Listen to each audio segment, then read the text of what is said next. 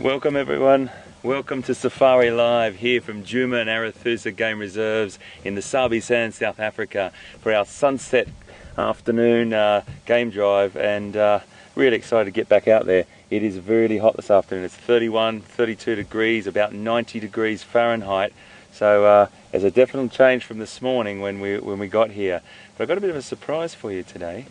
I asked a friend of mine, hello, how's it going, to jump on board, and he'll explain to you why. Well, let me just make sure I'm fitting in here. It's these vehicles are great for what they do because of their compactness, so putting another guy in here is making us squish up a little bit. Yes, the jigger towards the end of this morning's game drive started coughing a little bit and then sort of relapsed from there, and it seems to be a little problem, probably the fuel pump, not something that we won't be able to fix. But it is Saturday afternoon, tomorrow is Sunday, so things are only open again on Monday in this part of the world, and we'll probably have a part flown in on Monday. So for now, I think it's actually a blessing in disguise. Yeah, absolutely. We know it's not a big problem, so we're not worried. It's not like a major problem for the car, it's just a matter of the timing of it. So the vehicle will be sorted, but I've been quite keen to get out and drive together anyway. So. Yeah, absolutely. So what we thought we'd do is pick up where we left off this morning over at Impala and just go over and see what he's up to. Who knows, he could be lying there still flat, or yeah. we'll just have a bit of a squeeze. As H said, it is quite hot, so it's like a different day from this morning. Yeah, absolutely. But, so that also means he's got a drink at some stage. Yeah, very true.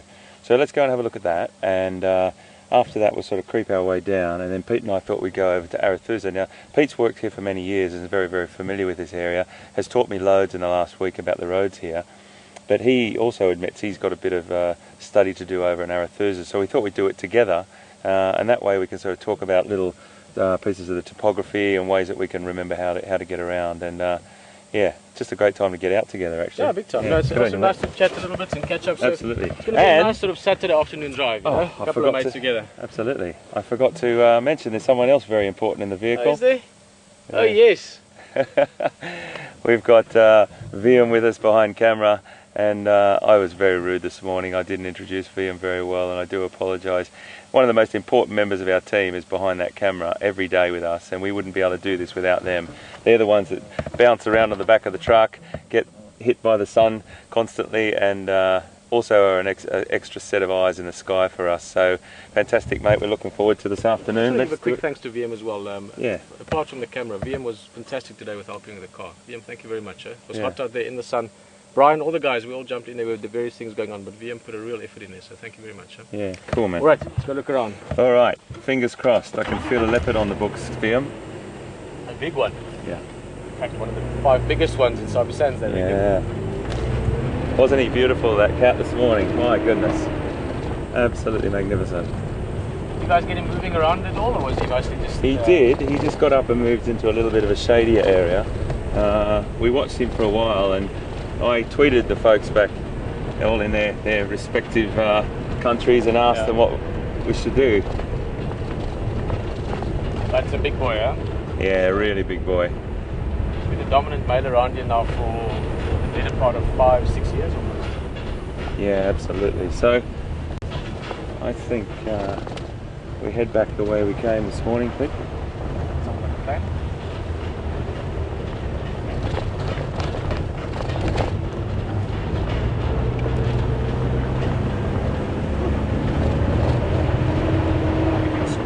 Since we've been here. We certainly have, mate. We've been coming to the mornings. Okay, fair enough, it is 4:30 in the morning, 5 o'clock when we leave. But I mean, people are wearing jackets and scarves, and that's unusual. I mean, this is summer, and normally... What do you reckon? You know what, have you done Aubrey's Road yet? Just got a shortcut to Aubrey's Road. I have, but let's do that. There's sort of the windy one, it's a little higher. And not as bumpy as this one. Yeah, and we are getting on now. We've got to consider our age, mate. One of the things, folks, really want to just not apologise for, but just know that this happened with the vehicle very, very quickly, and we've been rushing to try and get it fixed, and we knew we couldn't. So we haven't had a chance to put other microphones on here because that's all a bit of a faff. And so we've got this microphone and the camera microphone. Pete's going to project as much as he possibly can, and I'm going to turn the car off where we can. Just make sure we get all Pete's audio, okay? So apologies if it's a little bit soft now and again, but these are all the technical things that occur when you're in the bush. We are in the middle of nowhere really, and trying to get everything done in between the morning drive and the sunset drive is quite tricky. Even though we've got a great team, it's a really, really hectic schedule. Otherwise, I'll just speak up a little bit. Yes, a bit of my projection, my friend. Yes.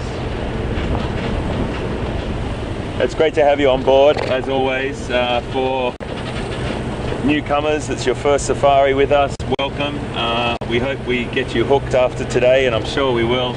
And for all you regular Wild Earth and Nat Geo people that are watching from wherever you are in the world, welcome back. It's great to have you on board. We've had some excellent questions and tweets and really fantastic support. And Pete, when Pete first told me how exciting this was going to be, I was sort of like, oh yeah, you know, how different can it be from a normal documentary? But I tell you what, this has to be one of the most exciting things I've ever done in my life. To know that we're talking directly to you, to know that you're feeding back, and that audience, that sort of the group of people on your vehicle interaction is exactly like what we would have on a real safari drive with people on the back just sitting there. So you're right on the board with us every minute of the way, live, coming to you from Sabi Sands in South Africa.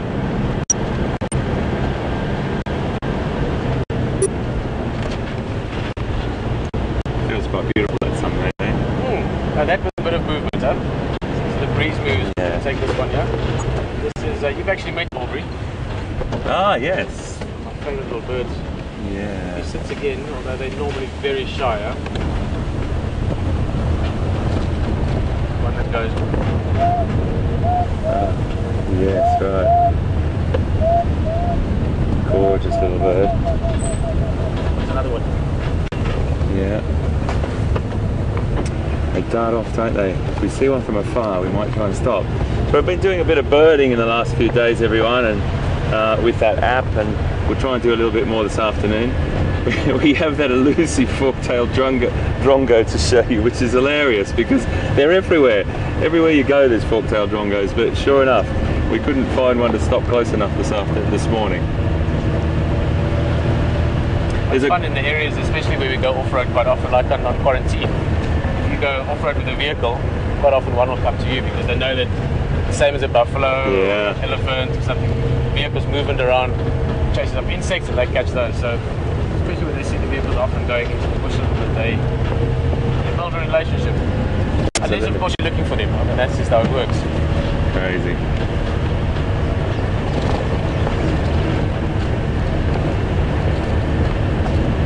I was telling everyone this morning, Pete, how I talked to Jack last night, my boy, and how I said to him, what do you think about Daddy broadcasting live from South Africa, you know? And he's like, yeah, I said, do you think it's like the technology's amazing? And he's like, yeah, you just get out there and do it, Dad, you know? And I found that really amazing that these kids that are growing up today are born into this technology, so it's part of their world. So we can combine technology with the environment and the habitats and wildlife viewing and these wonderful things that we do. We're on a win-win. It's so funny, I was thinking about that literally at that corner just before we turned. I was thinking about that exact conversation with Jack. Amazing. Exactly that. I was thinking a little bit of, as you said, you know, we grew up with, in cell phones, I was a teenager when cell phones came around. Yeah. And they were just cell phones that could phone. These days it's devices, as we keep joking about, that can phone. And it's for kids like these days, they just grab my little girl, she's 3 years old now, and she can do things on my phone that I don't know how to do. Yeah. I sort of came up with this, I probably stole it from somewhere, but I sort of like to introduce technology to people, particularly when you're bringing it into the wild. It's like just a glorified or a high-tech book in a way. Books are beautiful, we always have to carry books, please don't ever get me wrong on that.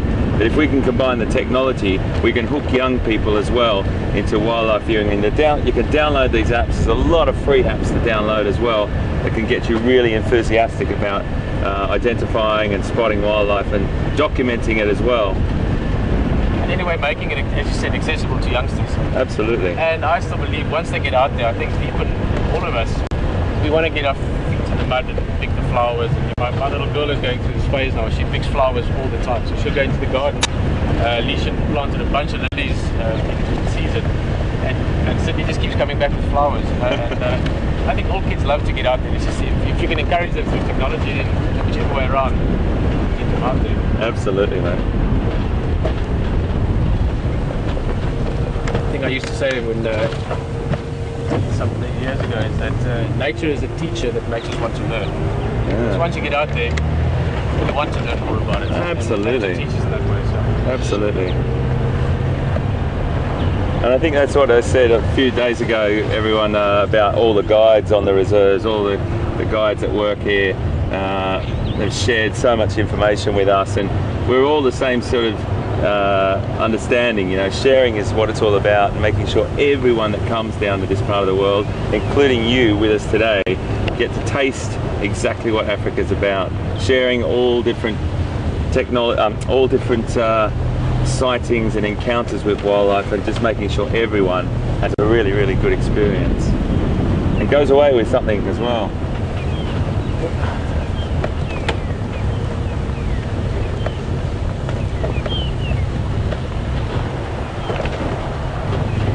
If we find fresh tracks, maybe I can take the tracker seat.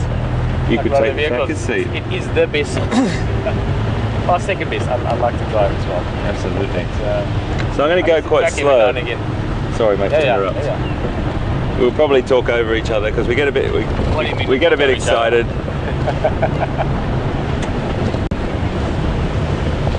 We get a little bit excited, Pete and I, about wildlife. So we will probably bump into each other in conversation. It's our first drive together, coming to you live. So we're going to go nice and slow. I just want to go slow as well, so everyone can hear what you've got to say, because the mics might be getting a little bit of wind on them, and I'm sitting right on top of the mic, and I never want to miss a tidbit of information from you, buddy. I mostly just talk. Yeah, I like to talk. Nothing wrong with that.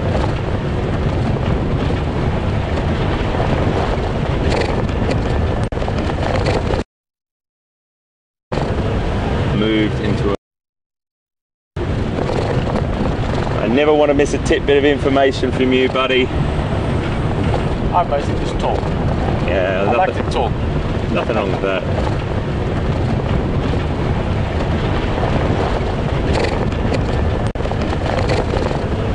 Moved into a shadier spot. Power and immense. As I said, we tweeted to everyone an email, and a barrage of emails coming and said stay with Impala. So that was great, and that's exactly what we would do on a game drive, wouldn't it be? Yeah. Ask the team on the back. What do you feel like? Yeah. What do you feel like? We stay or we move on. That's great stuff. So thanks very much, everyone, for doing that.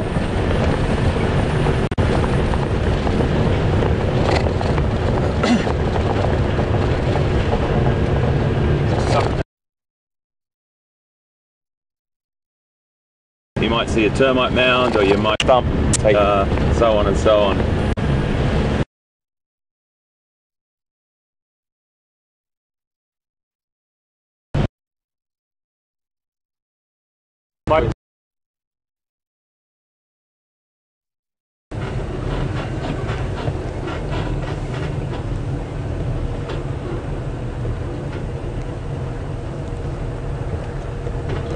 Interesting bird.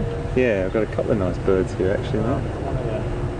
Might just pull up here, folks. The funny Afrikaans name of that bird is called a nimmersat. I have no idea why, but just go gently here. Just going to creep up because I don't want him to fly. Can you see him there, Liam?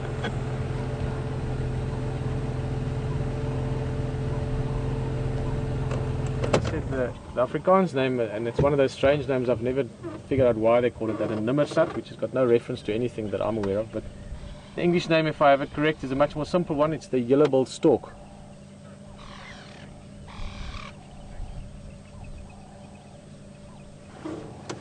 That's what I always... Because I haven't been in this area for a number of years, I'm just going to confirm quickly, but not a bird you see all that often, but you know, it is summertime and there's babies on the way, so someone's got to bring them. Yeah.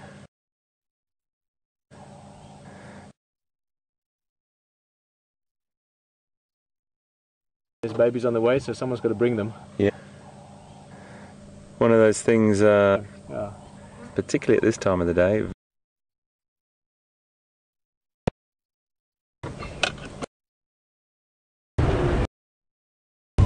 See if he's still there. If he has moved on, we will obviously look for him, but as Pete said, there could be 100 leopard in this area and you'd never see them driving past. It's just that we know that he's here. He was here when we left. So please just watch your heads and mind the bumps.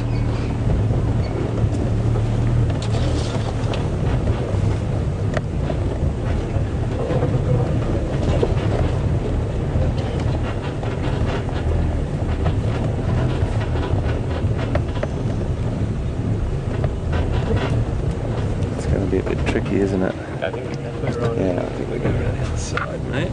Same spot.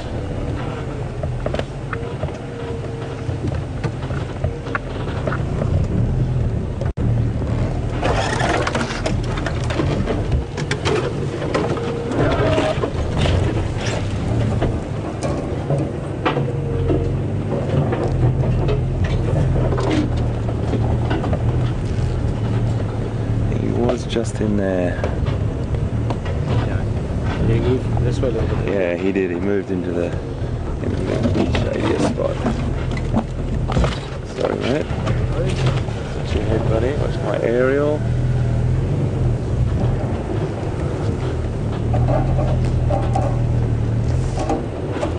We were up there, actually.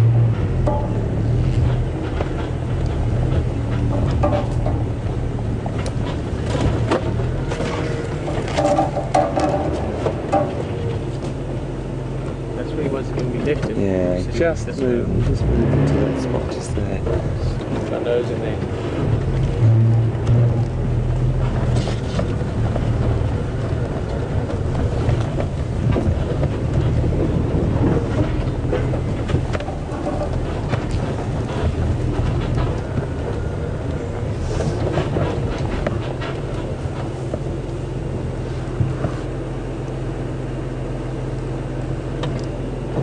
Try and poke in there, mate. You get a bit better look in there.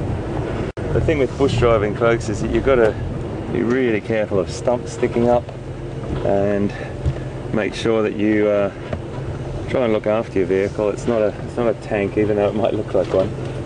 You've got to really. We had one. Our first vehicle was one. It was called the tank. It wasn't as much as it was one, but it drove like one.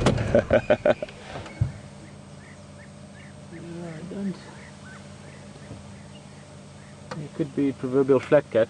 He could be, mate. Let me just have a look through the binoculars while Pete looks that direction. Sometimes when you look through binoculars, you just pick up that little tiny bit of detail. Clear that he was scent marking and territorial marking sort of all the way along, and the water is a very important place for him. So I think this morning he was heading there. Okay. Remember there were some elephants right here and the wild dogs were around, you could smell them. So that's why I think he hung back. So maybe he's around the water there. Let's just go and scratch around a little bit more. Absolutely. Just watch your head there, Liam. And Pete, watch your head too, mate.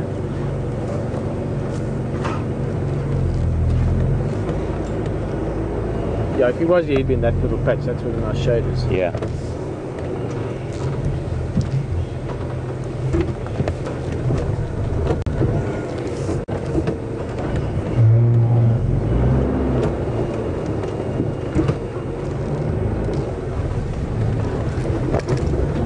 These short wheelbases are fantastic, aren't they? Oh, yeah. Absolutely amazing what they can do.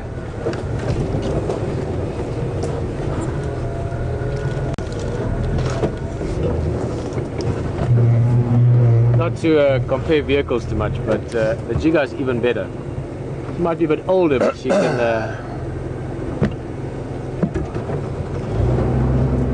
It's the first time I've ever heard Pete talk badly about my car. He's happy to borrow it. Oh yeah, sure, happy to borrow it. Ah, now the truth comes out. Yeah, I should have gone through there, eh? Probably. Easier one, yeah. Yeah. Liam, could you just pull those two radio aerials up, please, mate? Straighten them up. So as we go through the the vegetation here and we just sort of brush past things. Sometimes our aerials, you know, take a bit of a battering, so we've got to be really careful, particularly our broadcast aerial. So we look after that like it's one of your limbs, because if we get that damaged, we are in big trouble. And that's our most important thing, is bringing this to you live from this beautiful part of the world in South Africa. So you reckon back down there, mate? Just have a close look around the water, you know. You absolutely. never know. Let's watch those thorns there for you.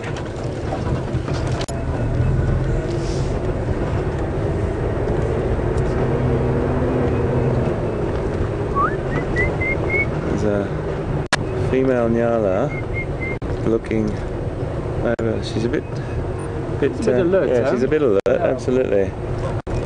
But an interesting sign there, everyone. So we just drove past the female nyala, and she's very edgy about coming down to the water at the moment.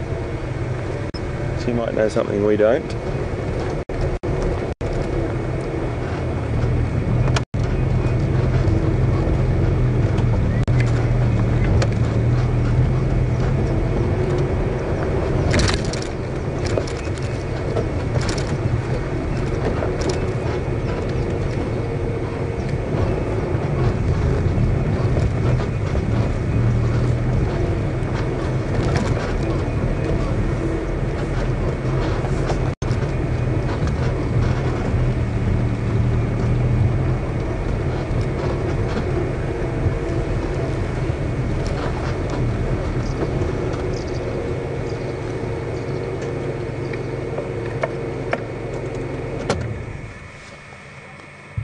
See any tracks? I can see the wild dogs tracks here from this morning, but I don't see any other ones. Yeah.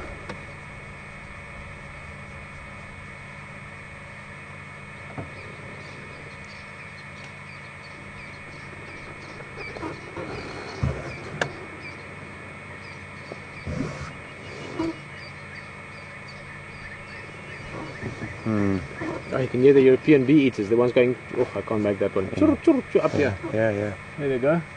You can't see those, they're high up, but you can hear them calling. They're arriving now for summer.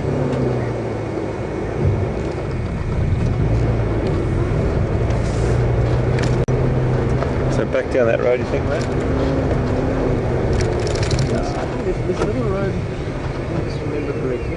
Actually, just behind, there's a little road that cuts through where that nyala was. Yeah, okay. Just to give a squiz there. It's always good to sort of crisscross wherever you can and see if we can pick up tracks. That word that we've used many a time, and most of the people that are regulars know the word spoor, S-P-O-O-R. It's Afrikaans for tracks and signs. It doesn't just mean, I say it pretty much every day, but I think it's a really good thing to know. It doesn't just mean the footprints. It can be hair, dung, or any sort of signal or sign about that animal.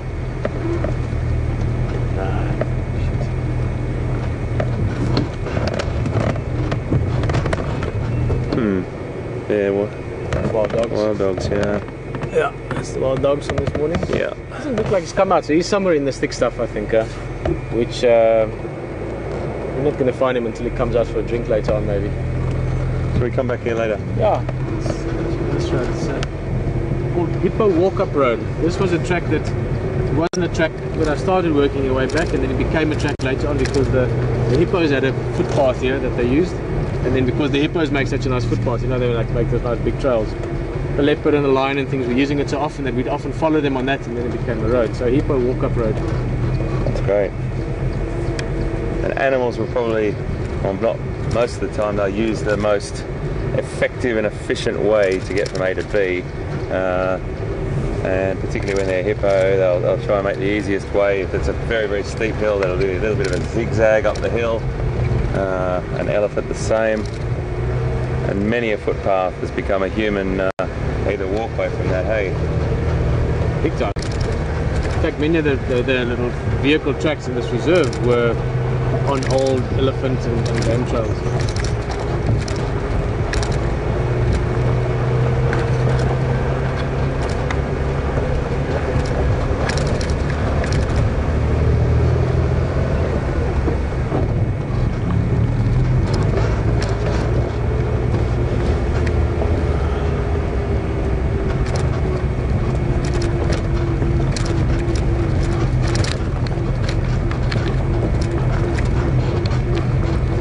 Impala weighs about the same as me, mate. That's actually a good point. Impala weighs about 90 kilograms. Yeah. Of pure muscle. There lies the difference, my friend. There lies the difference. You're a humble man, I like that. But that's just a good way to sort of get a bit of an indication of how big Impala is. You could see it when he stood up, that really solid chunky neck and those massive shoulders. That real sort of trait of males, hey mate. What always impresses me with leopard is the strength or the power, but the speed as well. I mean, you see them move fast, it is like a flash. Well, we got asked an interesting question, Pete, actually, about a girl, I think it was from a lady in Australia or Canada, I can't quite remember, but this morning she asked how fast can a leopard run, and the answer I gave her was it's very, very hard to quantify the speed of a leopard because they use that acceleration, but the stealth and the sort of stalk is the more important thing to a leopard, where you can sort of track the speed of a cheetah or something like that, whereas leopard is very, very fast animal, incredibly good at acceleration, but their key weapon, I suppose you could say, is stealth and stalking. They are the kings and queens of that. More dogs! Hey! Just here. I heard the Franklin calling, and I was like, "There's something there." You've seen it, huh? Fantastic. Okay. Awesome. Well, I've just seen the one. Fantastic. They're super relaxed. They're super comfortable. My goodness. Yeah.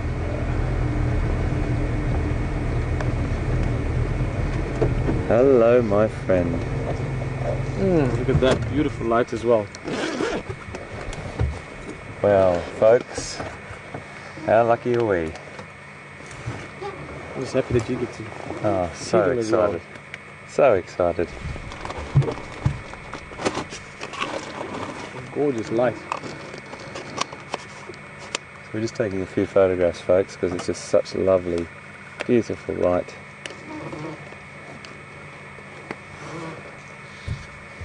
Oh, how magical is that?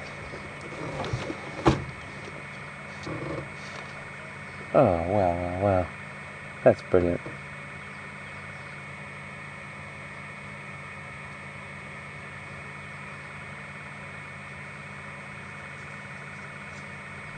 If you don't mind, just I know some of the game drivers, they often get the new guests in the afternoons, so many of them would be dying to see wild dogs. Sure. Just give them a shot so we would pack fully in the front. Absolutely.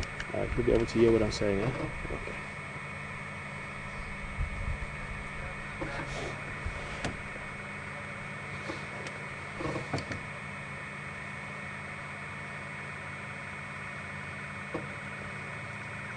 Good afternoon, stations. Just picked up my Dutch here, Hippo walk-up road, about halfway between Chirakatla and Buffelshoek Dam.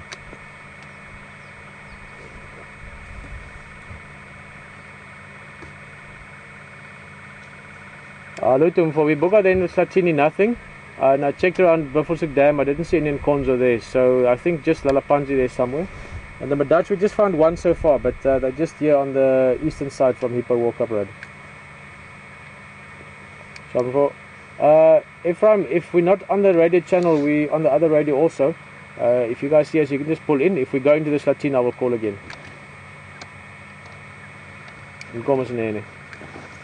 Alright.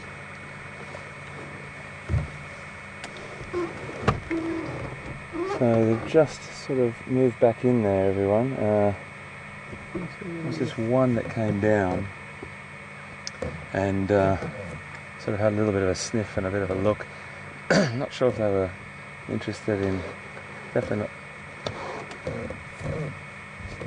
not interested in us. I think they just wanted to make sure you see them.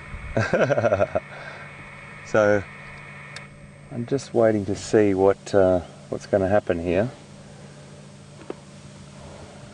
I might just roll back and see stick our nose in, it's nice and open here. Maybe just stick our nose in a little bit. I'm guessing the others would be sleeping somewhere, but I mean they could be anywhere. So we're just going to move up and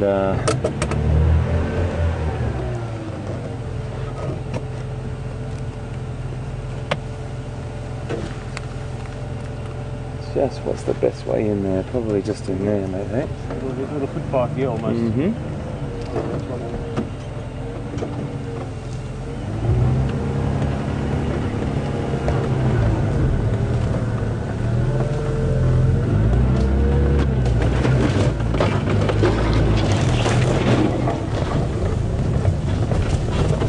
Just watch our aerial there, please, Liam. Big stump there. Am I going to clear that? Yeah. Yeah. That was very lucky, eh? I mean, that dog didn't come out, we wouldn't have seen it. It's gone again.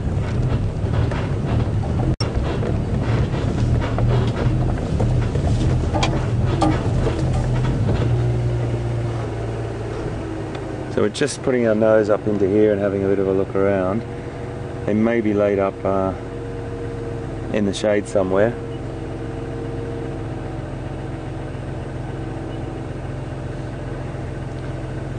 They may have just taken off.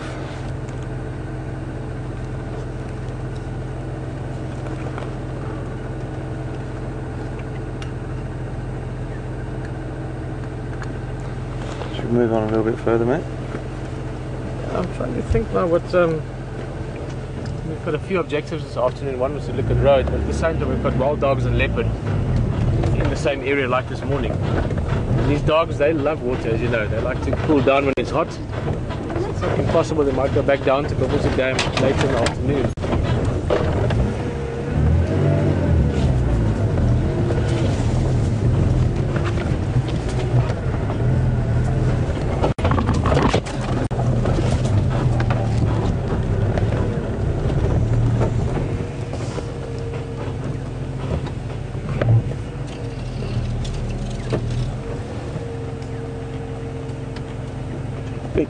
Bit tricky, but we'll have a little crack at it.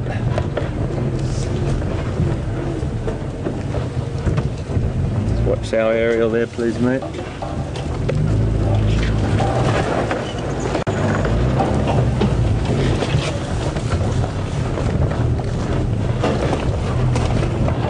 There we go. Aha! Gotcha. This is interesting. That looked like she was digging. The burrow there. Very cool.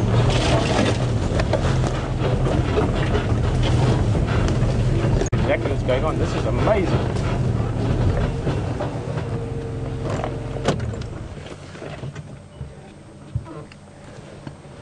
Wow.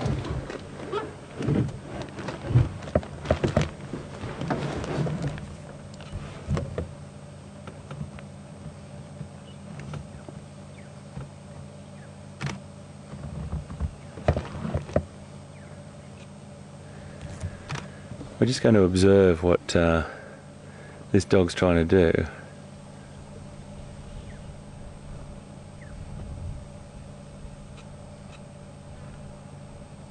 Definitely gone inside. Well, I wonder.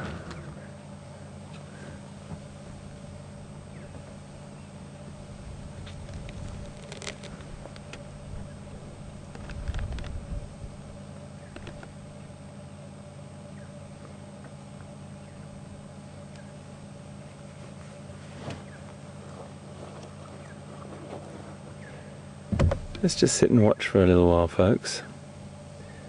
It's very interesting behaviour what's going on.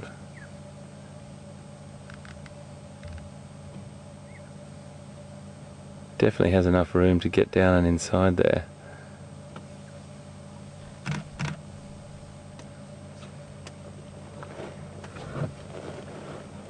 It's a male that's digging.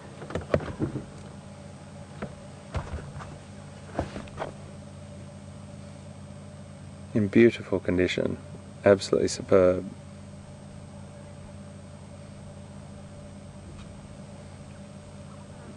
Look at that pattern on the front legs there, how Yeah, on the shoulder there. fantastic. That pattern, that tricolour pattern, is testament to how successful these dogs are, in the sense that, you know, that can be camouflage at certain points, but they are quite striking when you see them going through the woodland, and they're very easy to pick up. It just goes to show you that they don't need camouflage. They really do need, they survive on their strategic hunting success, and research has shown that approximately 85%, we talked about this morning a little bit, but 85% of their hunts are successful. That's a pretty high percentage.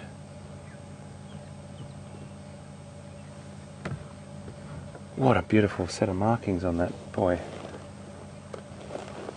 So you might hear a few shutters go off, folks, because we're just taking a few images. He's such a beautiful dog, and this is perfect light, and we'll try and put some photos up of this, because this is just a it's just a little tail flicking at the moment. Okay, Jim's got another one there. There's another one there, is there? Off there to the right, it's coming in. Okay, that's yeah, one of the pups. Yes, yes, yes.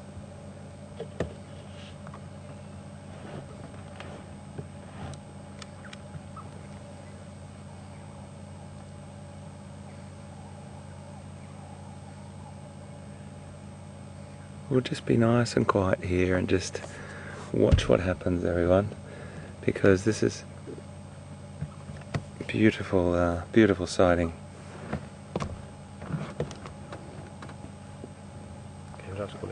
Yep. Last station go again for Peter.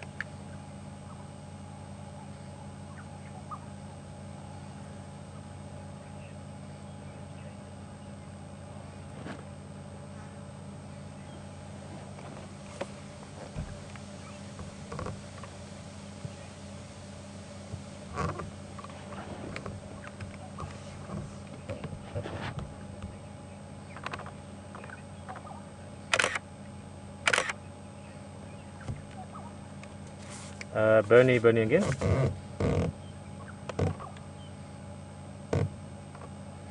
Yeah, Bernie, and this is very interesting. We just found them here. They're digging, and your memory will be better than mine when they used to den here quite often. I know it's not quite the right time of year, but this is potentially exciting. It's not digging as if for food, it's digging as if for a home. If you move along Hippo walk-up road, I should be able to hear your Morva coming past. Just look carefully for our tracks cutting off to the sort of east, northeast. When I hear the car, I'll give you a shot.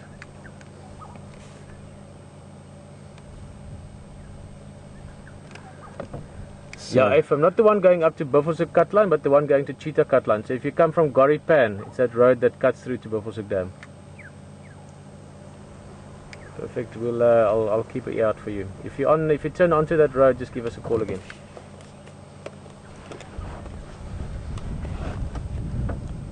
So there were two conversations there at once. This is Bernie, who's been coming here for many years.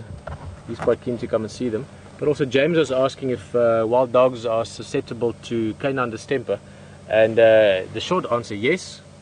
And it is also one of the main contributors to wild dog deaths other than humans. I mean, human prosecution has been a massive factor in wild dog numbers declining, but canine distemper, rabies is also something that can be a problem for them. I wonder if we should just poke our nose up a little bit further, mate. What do you think? I'm just curious if they, I mean, this is not really the right time of year for them to be denning, but this was not someone digging for a little animal that's hiding. This felt to me like someone digging for a home. It really did look like someone looking for a home. No, I don't know if we can see it. Look very carefully. There is something inside there. You see the little black and white quill there, H? Just to the left of the... Oh yeah, yeah. To the right in close. Oh yeah, you're exactly right. So it might be that there's a porcupine hiding in there. Can you see that, folks? If you... I've moved out of the way for you there, and if you go just a little bit left from that, I think. There we go. There we go, right in the middle, and just to the left of the screen there. If I can't really put my finger up there, it'll be blurred, but... Well, just to the left of those ground leaves. Yes, in the sunny spot. Exactly. And that's that long quill, and it's just lying down there, black and white, and that's a porcupine quill.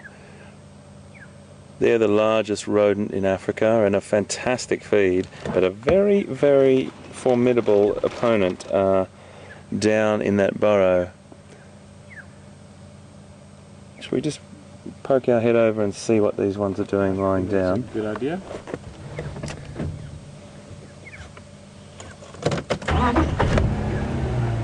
Wow, folks, this is brilliant. My first wild dogs on Djuma. So exciting.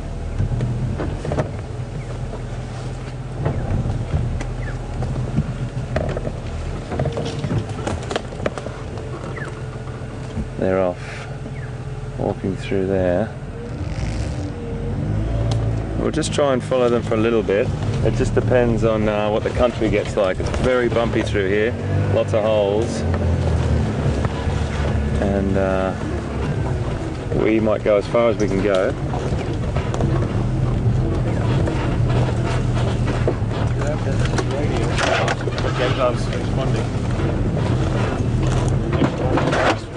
Sure.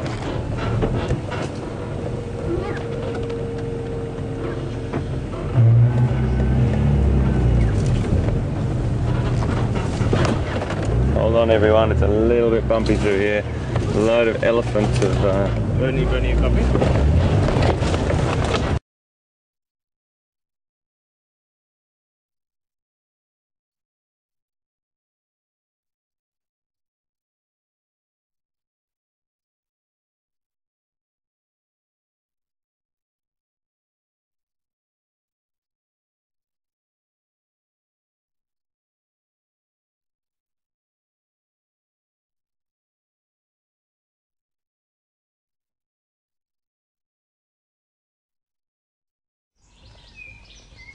Start and end your day on safari.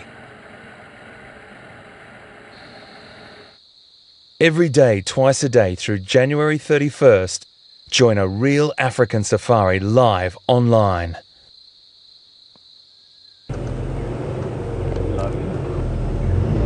Okay, sorry about that folks. You okay, Ian? Yeah. It's a little bit tricky up this part and we lost comms with you there. We just went down into a bit of a dip there, but we're back, I hope. We just got our last visual. There they are. There they are, just straight ahead. Great. Okay.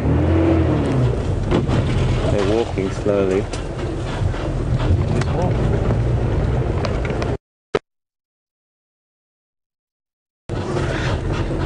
All just here.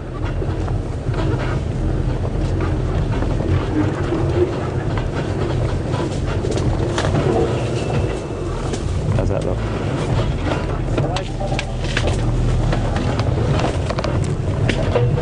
Apologies everyone.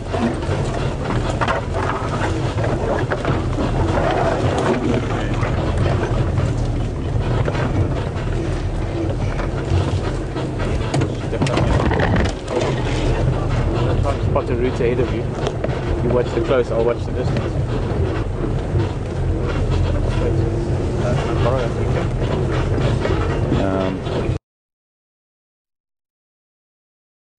They're just doing what they're doing, we're following them. Absolutely beautiful. It's awesome, man. Oh, oh, look at them.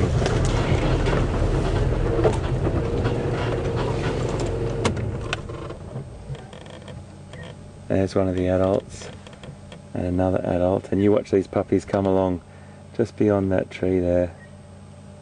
Look, 1, 2, 3, 4, 5, 6 is there? Yeah, all 6.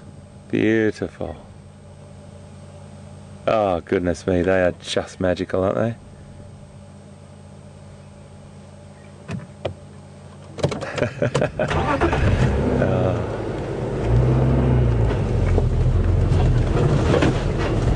Oh, sorry. Hold on.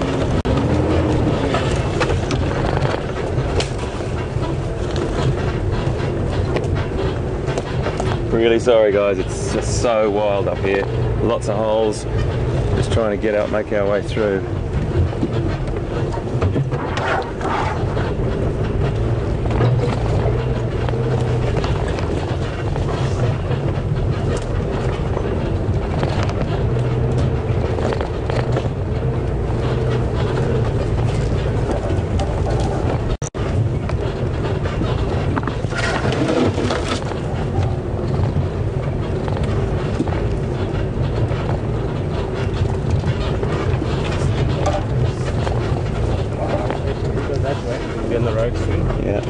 heading.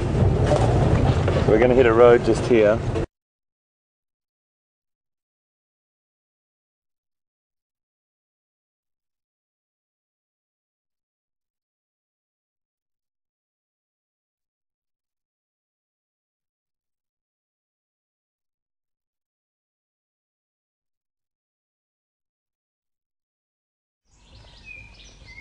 Start and end your day on safari. Every day, twice a day through January 31st, join a real African safari live online. Come face to face with lions,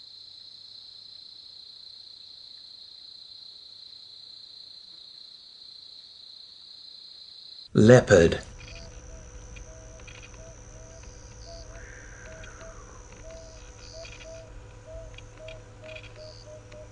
cheetah,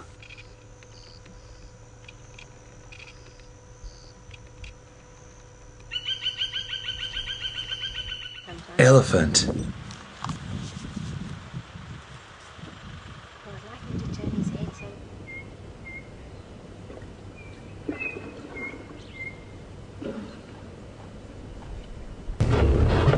Copy.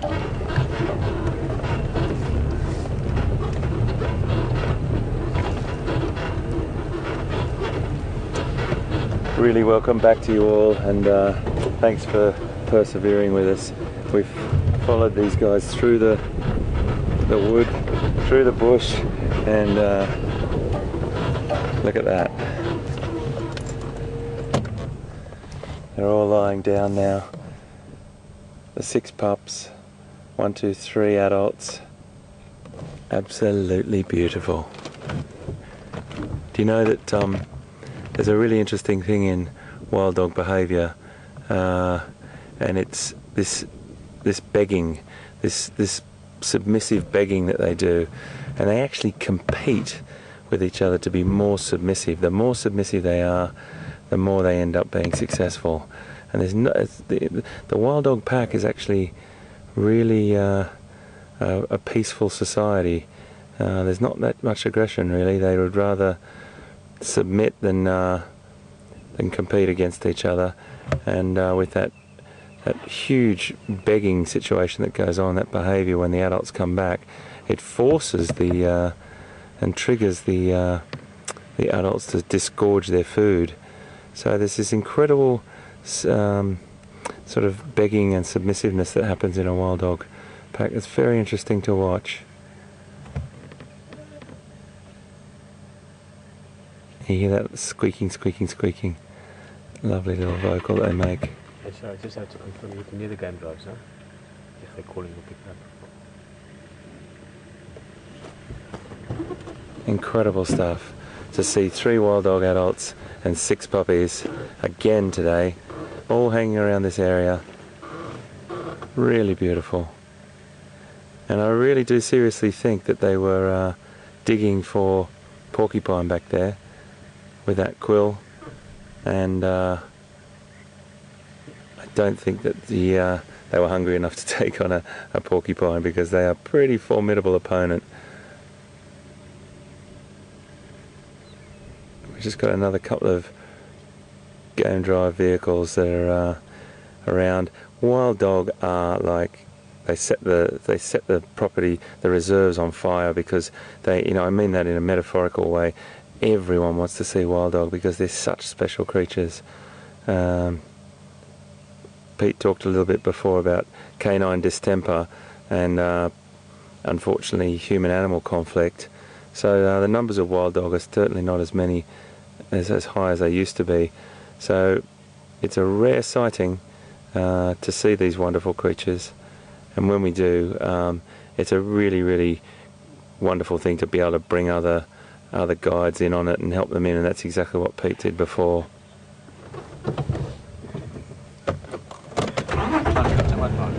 King of the castle.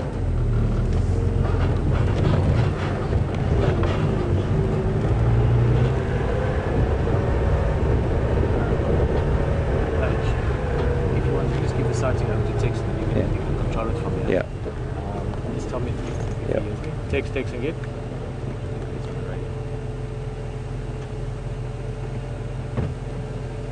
We might turn around actually, mate, let them be.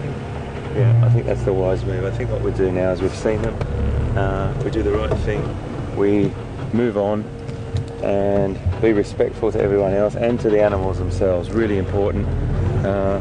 We'll hand that over to Texan, one of the other guides on Djuma, and that's the way forward, you know, that's what we do. We share, we respect the animals, we respect the other guides and the other people that have come to see this beautiful wildlife on these reserves, and we'll move on. Well done. That was good, eh? Fantastic, yeah. mate. Fantastic, guys. Really good stuff. You know what? I had a great feeling about this afternoon, and just, you know what?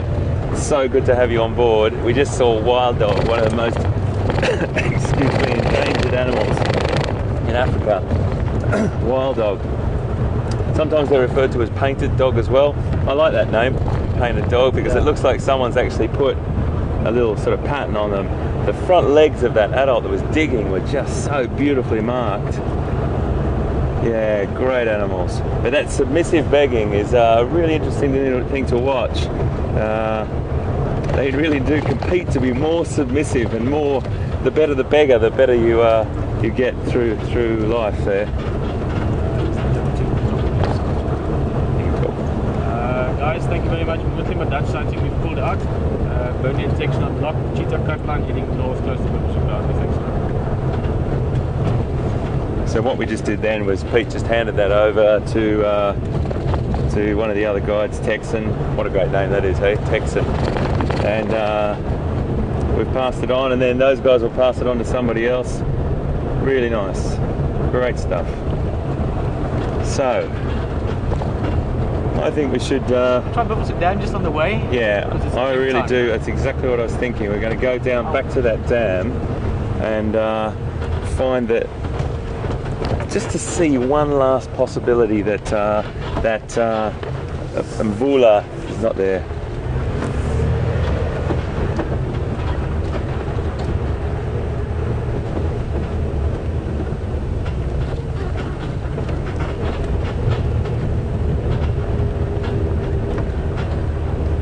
We just got a question from Sharon in Detroit. Hi Sharon, great to have you with us. Amazing that you're in Detroit with us here. Absolutely brilliant.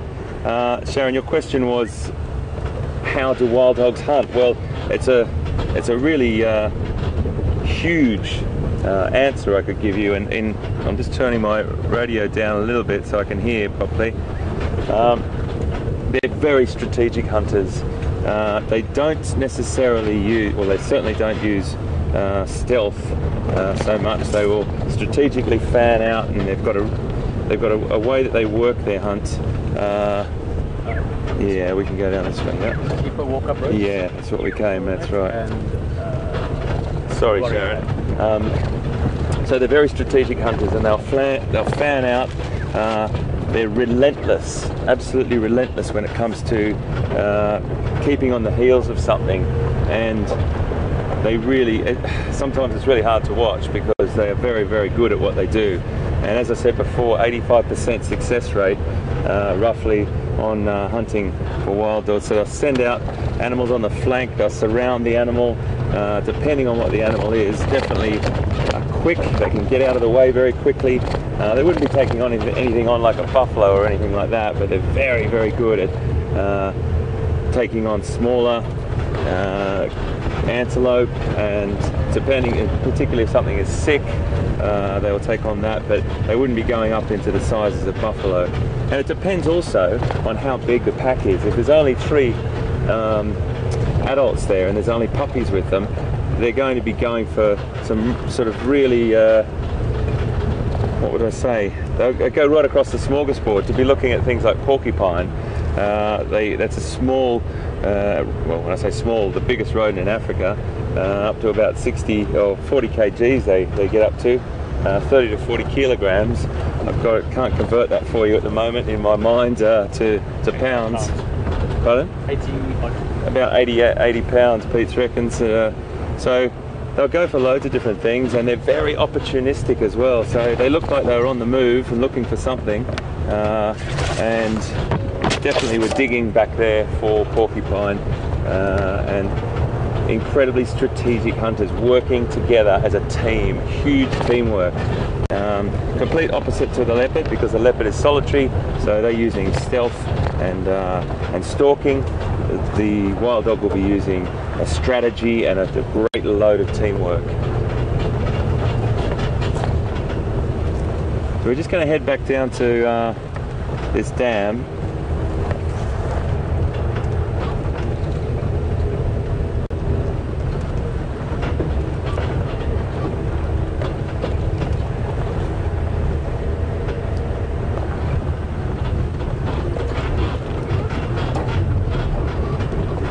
So I've just got a really interesting message from Deborah in Kentucky, and we really want to say hi to you, Deborah, and to your daughter or granddaughter. I'm just going to ask control, I want to get that right.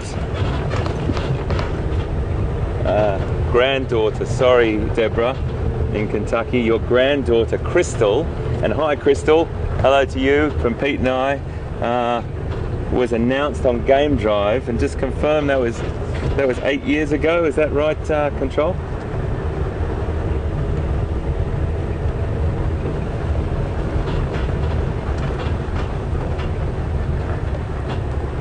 How fantastic is that? That's brilliant that 8 years ago your birth was announced on Game Drive. Now you're watching with us. Amazing. That's awesome. Amazing. How wonderful is that? Well, hello Crystal to you and Deborah in Kentucky. This is what's so magical about this Safari Live. Pete gets to even think about that far back. I get to meet you now. It's just brilliant, absolutely brilliant. And we've just seen Wild Dog, which is even more brilliant. I'm very excited. Sorry. It is just my excitement when we were going through that through that vegetation. It is exciting stuff. Sorry to interrupt you there, but I do the same thing. I start just running with It's like we were like tracking them, but they knew we were there. They weren't changing their behaviour. They were just off and doing their thing, and we were crashing through the bush trying to follow them, just to get a really nice sighting on all of them, which we did up on the road there. Oh, wow. What a great start to the afternoon. So you've seen that little window into digging, opportunistic sort of food finding. Yep. So remember, that last question about how do they hunt, that will really depend on the pack size, really depend. We're just going to pop our heads back down to this dam, always looking out here as well. Impala was in this area before.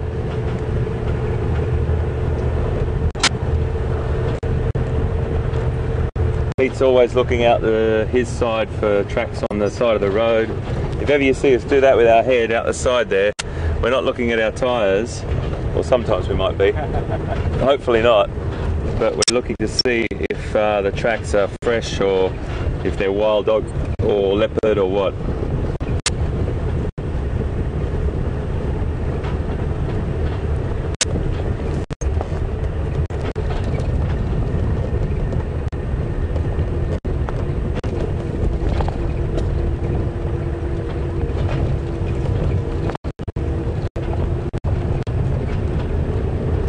Pete, I just got a question from a Nat in Israel.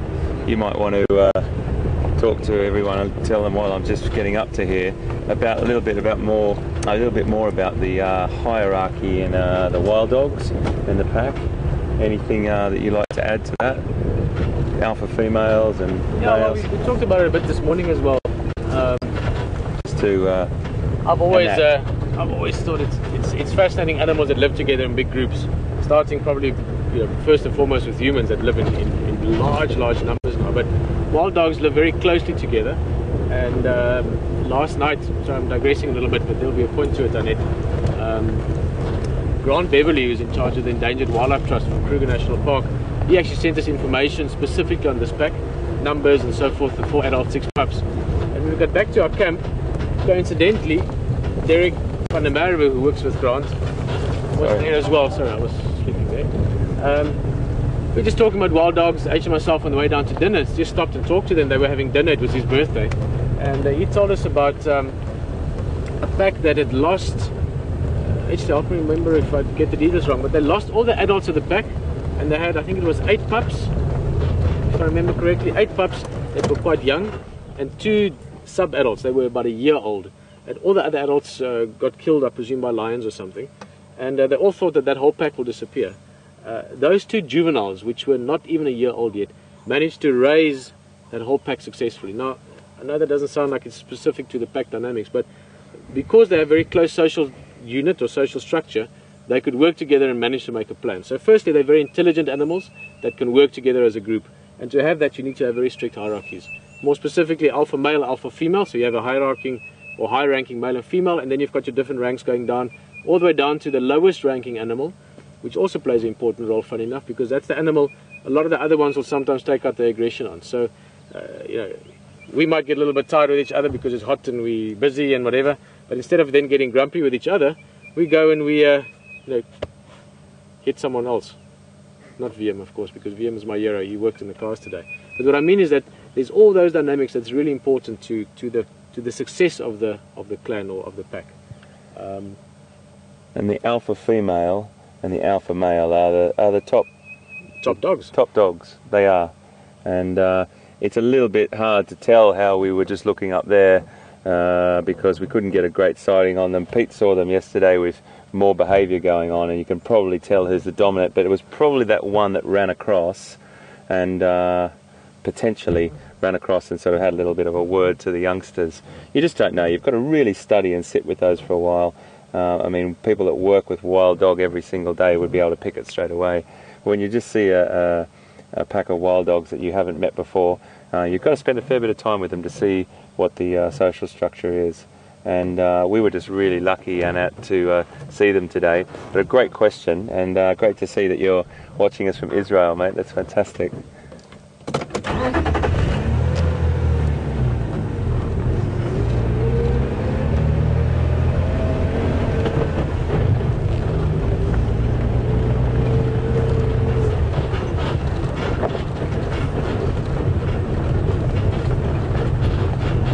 First question from Israel. That's beautiful. Yeah. I love hearing all the different countries all over the world. It's fantastic. We've had Australia, we've had Japan. Oh no, we haven't had Japan. We had someone from Brazil this morning. Brazil, yeah. Fantastic. Israel, North America. It's great stuff. Really good. Start looking around careful. This is just to the right is where he was last seen this morning.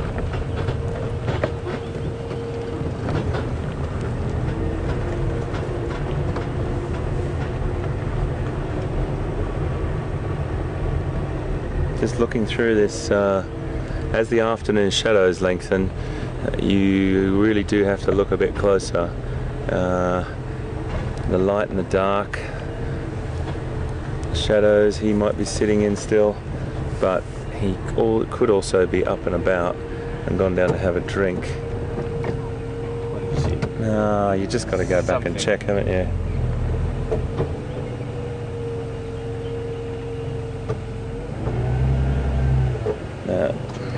It's always worth turning around and just having a look, folks. You just have to.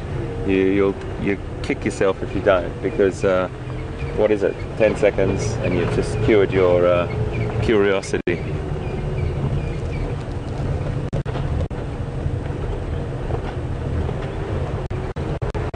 There's a lot of action at this dam. Really amazing amount of wildlife coming down here at the moment.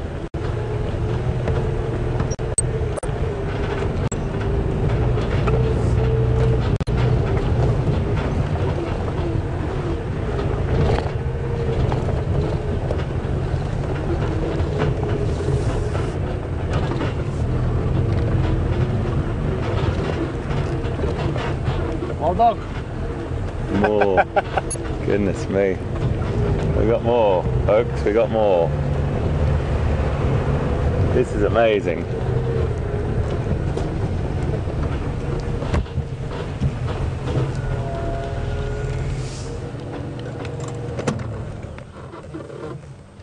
What's that coming across?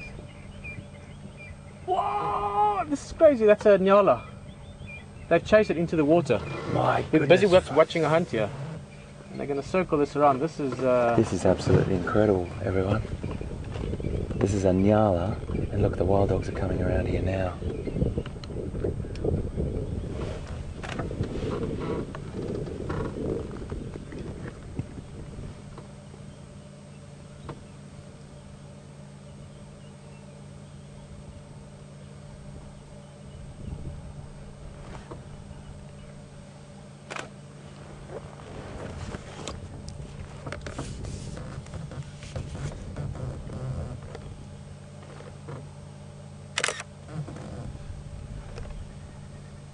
So what's going on, folks, is that's a female nyala, and that is probably the nyala that we were looking at before.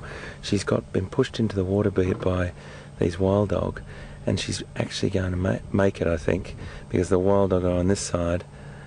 Oh, what a lucky girl. That's Impala. It's Impala, sorry. A very pregnant Impala. A very pregnant Impala. This is incredible.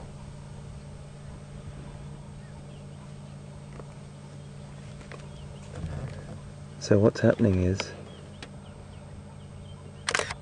the wild dog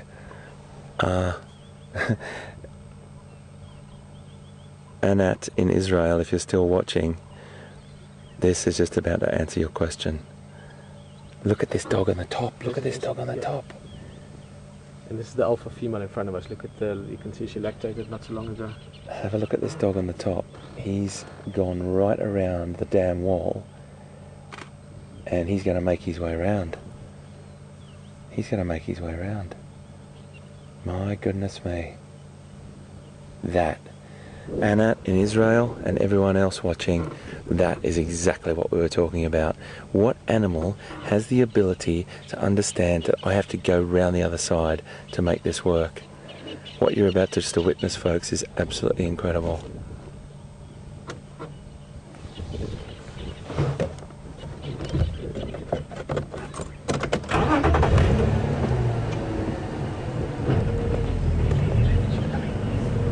Just getting into a better location so you can see everyone.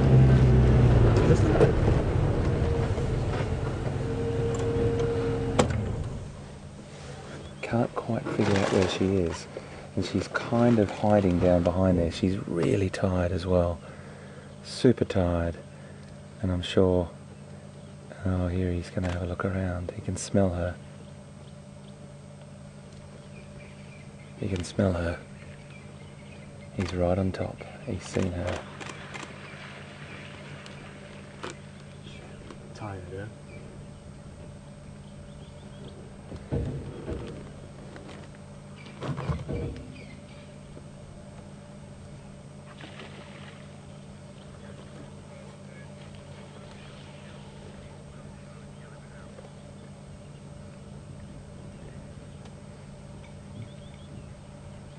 I'm just letting this unfold in front of you, everyone.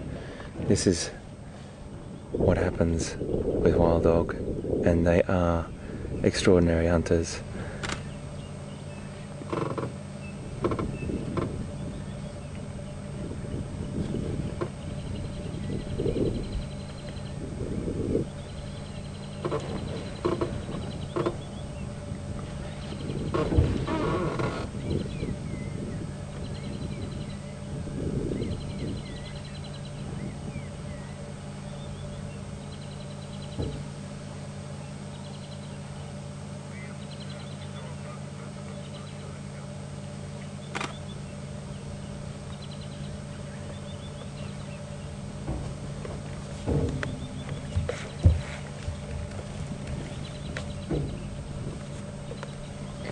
The strategy, and this is just two animals, and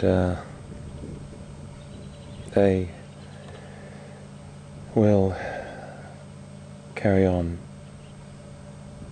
until they have success, I think.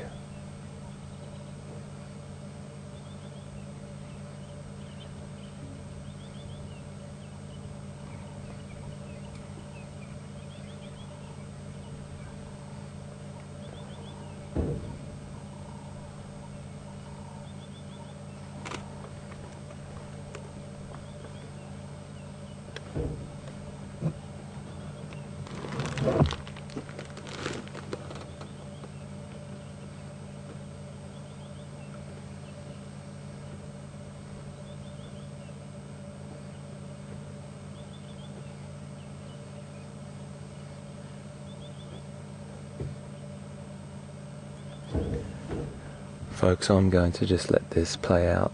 The pictures tell what's happening here, and I think you can all see what's happening here, so I'm just going to leave the commentary for a little bit and watch this play out.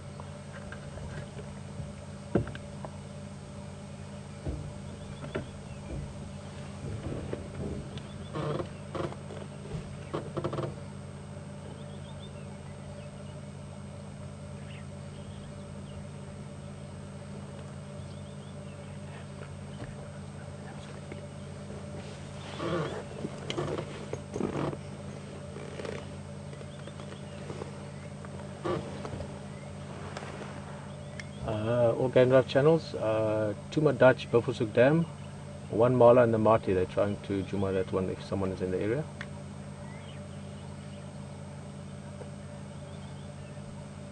Bernie again.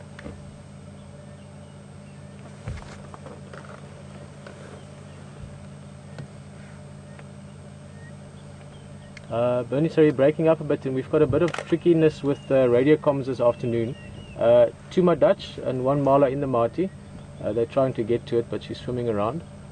If you can do me a favor, if anyone else calls, they can just pull in if they get you. I won't be able to be on comms the whole time.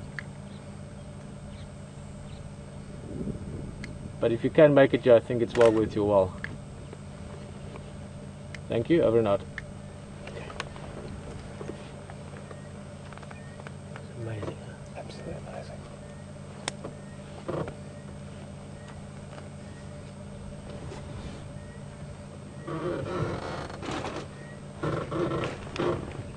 Oh, this is going to be a long patience game, huh? It really is. She's getting tired, really tired, and she will have to come out at some point. Also, keep in mind if there's noise happening, there's still a big male leopard somewhere around here.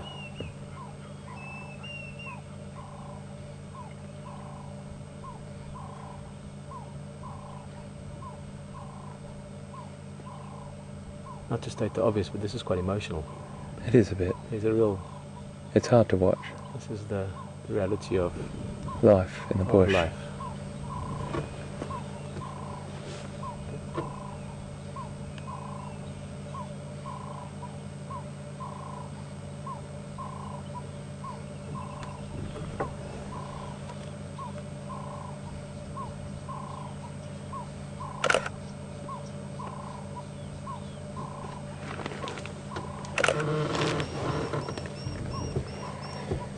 Just to tell you a little bit about what the other dog is doing on our side, the female, the alpha female, is pacing back and forward, and the other dog that you can see on your screen is on the complete other side of the dam. So there's only one animal there.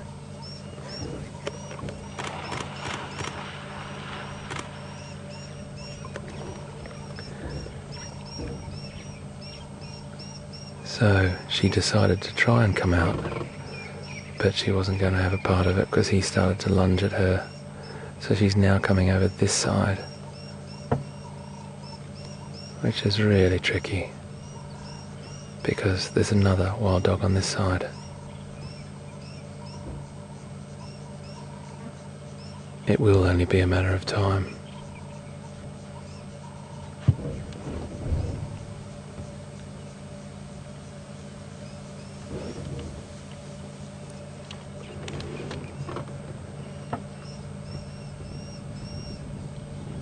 Now,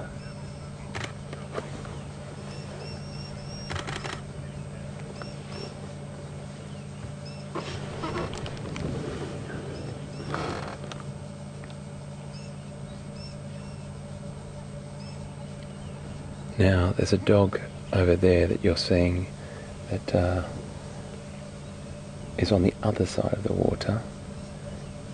If this Impala comes out on this side, he's going to have to run all the way around the way he came, but he's definitely got a handle on this.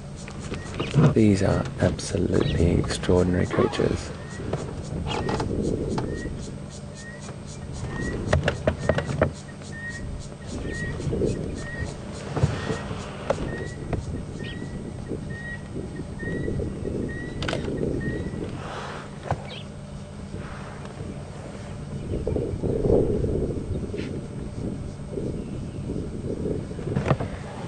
I'm not sure how long she can hold on. She must be very, very tired.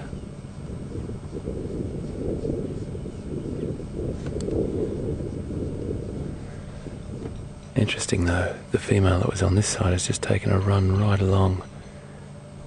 I'm wondering whether they're going to let her come out and then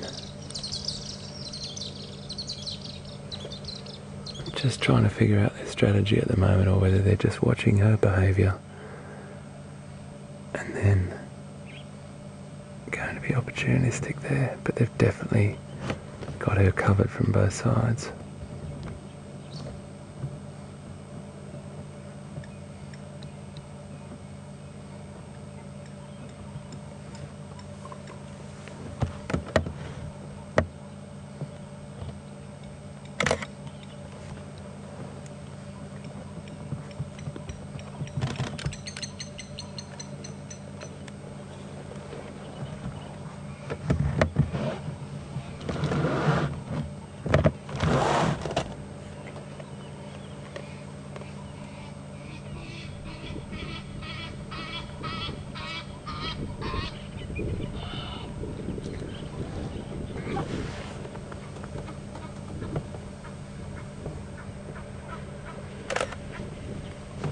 It's really difficult to know in this situation whose side you're on. Not on any side, but you know what I mean? No, It's like I'm no. cheering for both in a way. Yeah, I'm They've not got on pups any to side. feed, little guys that need food. That's exactly right. She's tired. I'm feeling really sorry for her. Yeah, absolutely. But this is how it works in the wild. There's no script. This just unfolds as it unfolds. Now they've just come round behind me, behind the other side of the car. Snuck around. He snuck right around behind the vehicle. Now, I don't know why, and I'm not sure, but I'm having a guess that they've just both... Oh no, here he is, she's back. Very, very interesting behaviour. Just did a complete circle. I keep wondering whether they're hanging back and waiting for her to come out, and because she's going to be so tired, she's not going to be able to run. But then again, an animal's instinct is an animal's instinct, and survival is at the top of the list.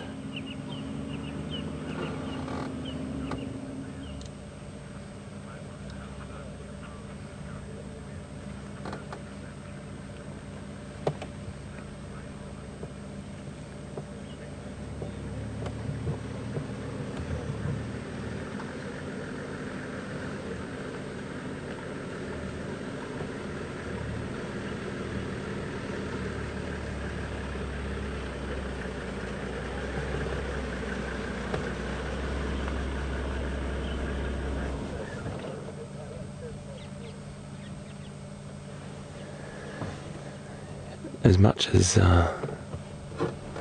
you would love to help an animal, we can't interfere. We would never interfere. This is nature. We're just observers in this world, and we observe everything happens as it happens naturally. If we weren't here, this would still be going on. We just happen to be here, and I think it's really important that we see how this works and understand how it works.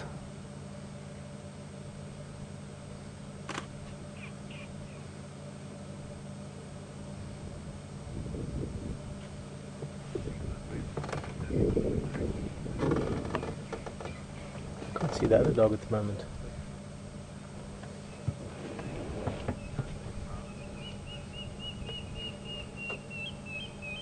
It's really hard to watch this.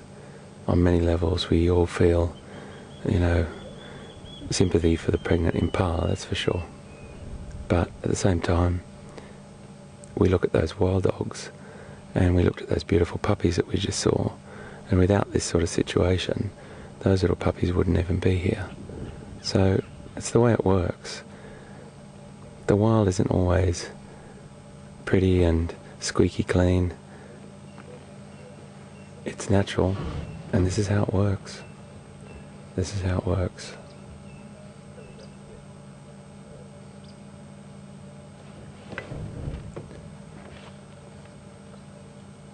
But just in the back of your mind, you'd hope it happens soon.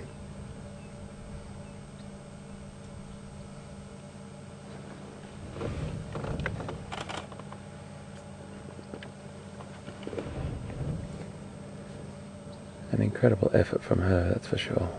My goodness.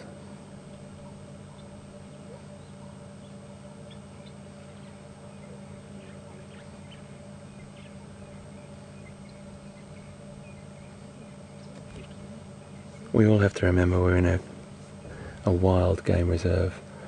That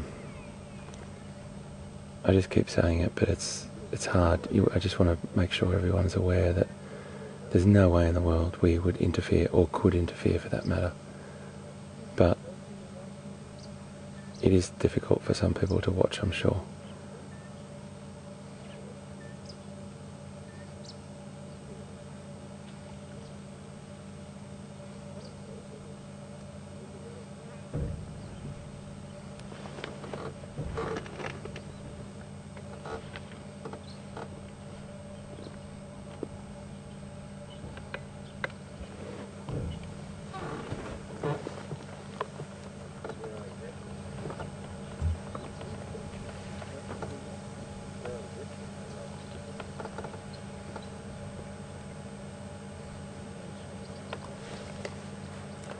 So this dog is now running all the way around.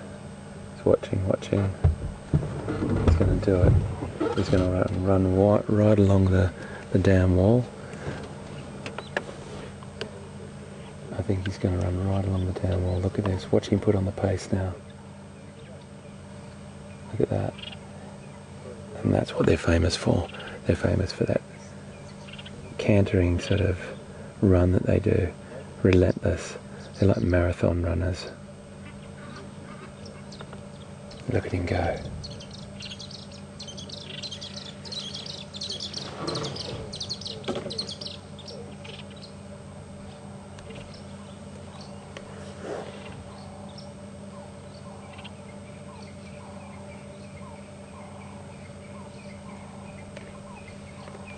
He's just standing behind. You can see him now. The behaviour he's doing.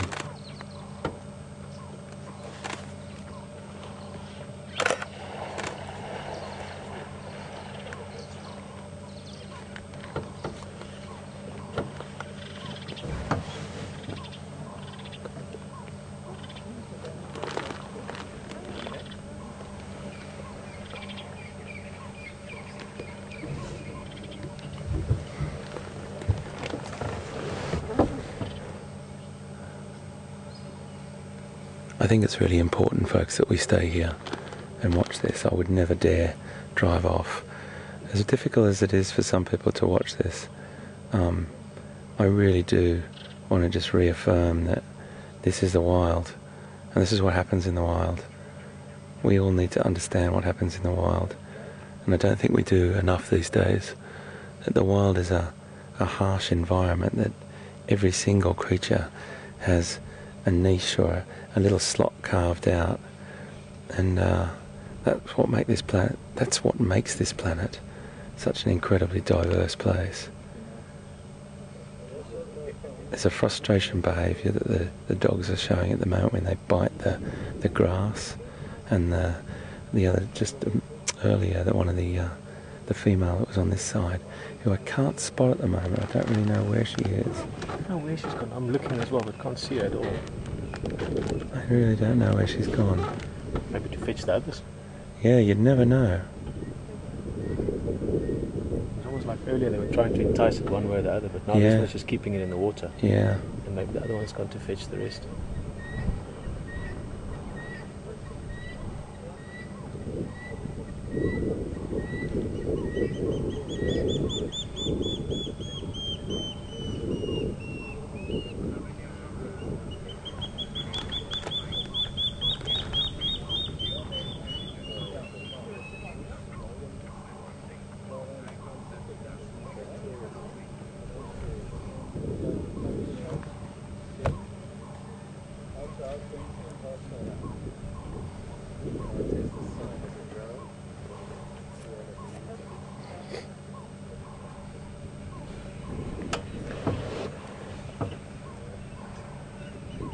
So a few other... Here comes another... Here comes... She has. Oh my goodness. Yes. She's gone about to get reinforcements. That is the job of an alpha female. Oh my goodness. She's come down and she's bought the pups and she's gone to get reinforcements. This is absolutely incredible. What you're seeing, folks, is something that is... you just don't see. You just don't see in the wild very often.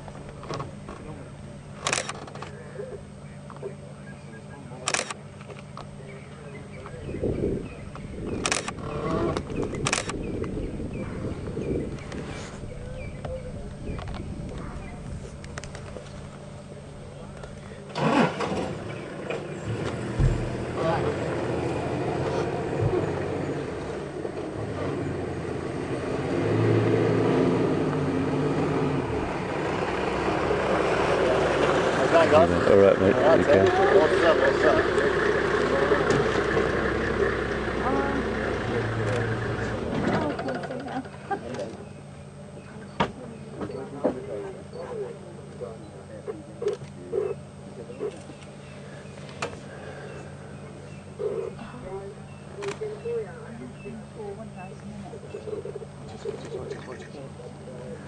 So what's happened is that alpha female went back to where we saw those other, the other three adults and the pups, and she went and got them. She went and fetched them, and she's brought them back.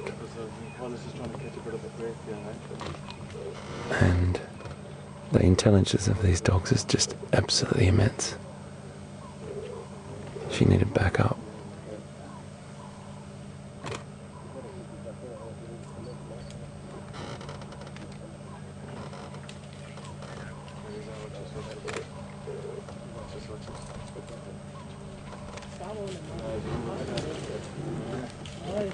Those dogs, the wild dogs, they're not too keen on actually going into too deep water. And it's like the Sand River and the Sabi rivers and all that, they sometimes struggle to actually cross those rivers, even if it's very low. And they're just very kind of nervous for water situations. But many times, this is part of their tactic, many times. So what we've got here is the pups, the 6 puppies, that are all very excited, a little bit wary. And we've got 1, 2... She's just so tired. She's so tired. But wild dogs don't like water. He will not go in the water to fetch her.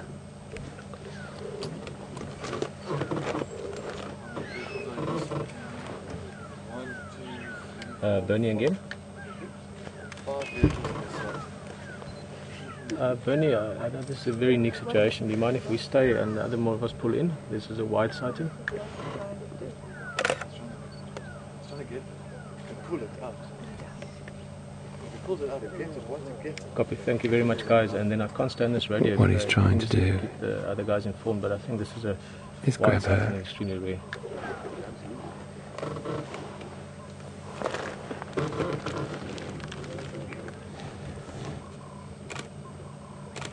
He's trying to grab her and pull her out. That's exactly what he's trying to do. He doesn't want to go in the water. He's got her.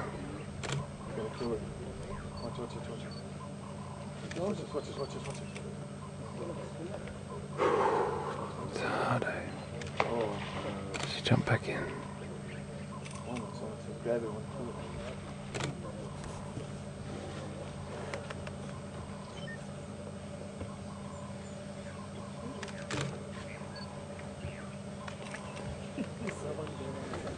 He's so overwhelmed with adrenaline, and he's just, he just can't handle the situation. All he wants to do is get her out, but he doesn't like the water. So she is just gone back in the water, out of his reach. I've never seen anything like this live in my life, folks. It still does. I mean, sometimes maybe the dog will do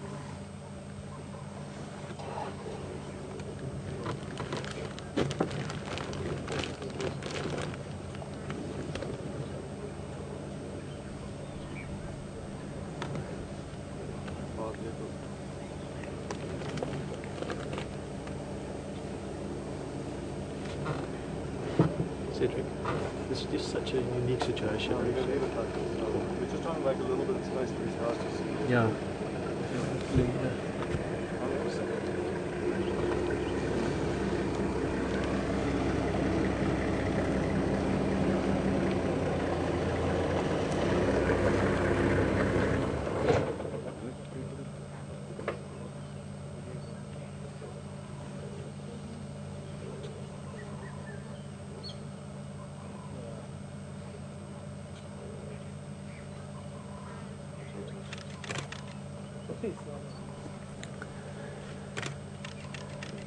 It's inevitable,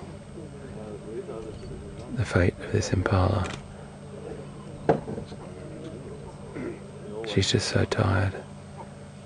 She swam around for nearly 20 minutes or more. She's just got nothing left in her now.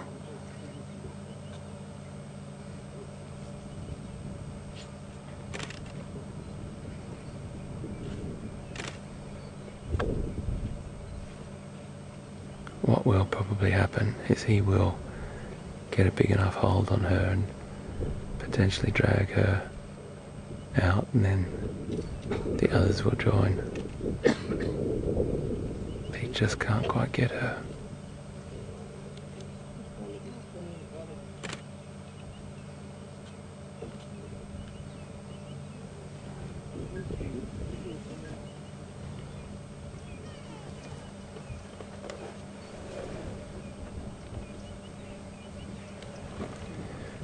What's happening now out of shot, and I just want to explain to you what the other dogs are doing. The other adults are taking the whole pack around the other side, along the dam wall, and all the puppies are following.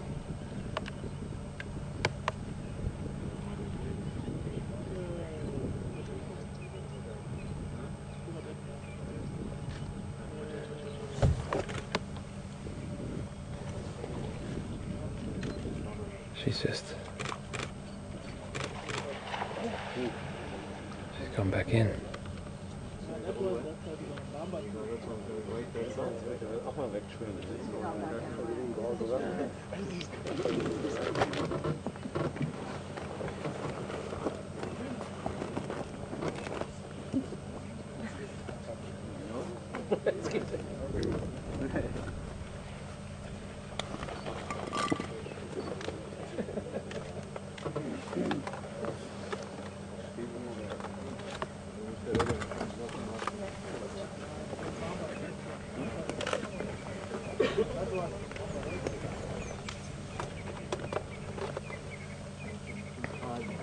Okay, no problem.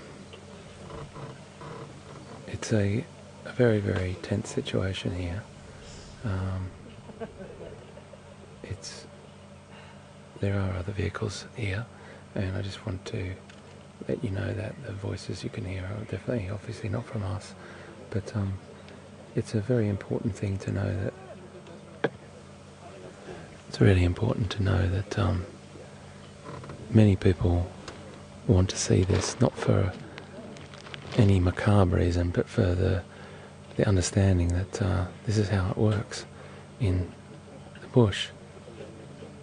And this is life, as hard as it is to watch. Very unique situation. It's incredibly unique. And when the inevitable does occur, folks, I'm just going to let things play out and let the pictures tell the story.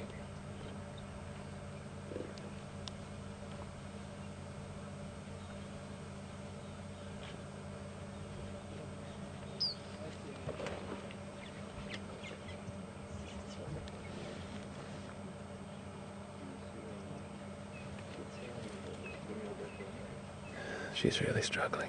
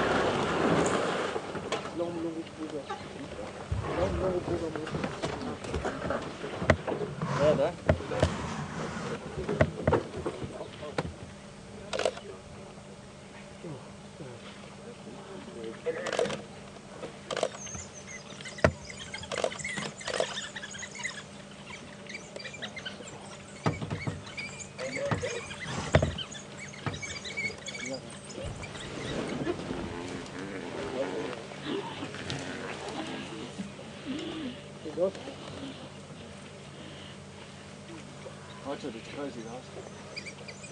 Awesome. What exciting.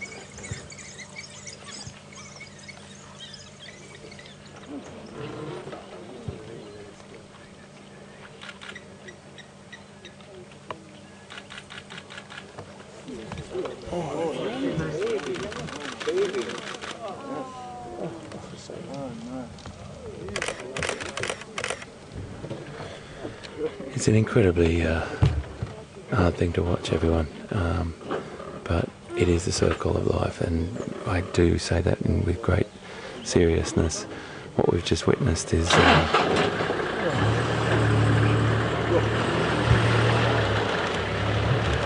what we've just seen is, I've never ever seen anything like this in my entire life. Very, very intense.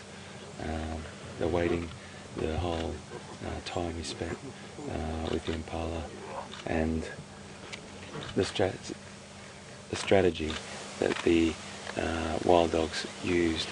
When we arrived, there was 2 dogs, and we actually just looked at them and said, wow, wild dogs again, great. And then we saw this unusual sort of figure in the water, and that figure in the water was an Impala. Now, we didn't know what was going on until we sort of put 2 and 2 together. They were hunting, and they were not having great success. One did go right around the other side, and the other one stayed here. But then that female just disappeared, and we couldn't figure out where she went. She went back to get the other adults and the pups and bring them back. And that's what it's all about. That's why these animals are such successful hunters. That's why they are specialists at their field.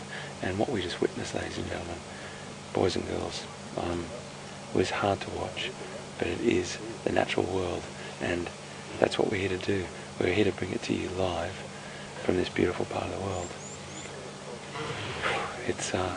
It's full on. It's full on. Yeah. I don't know what else to say. I think we've had our time, guys, and we're going to let these people be here, and we're going to move on, and we'll have a talk about it after. But amazing, absolutely amazing. Nothing like I've ever seen.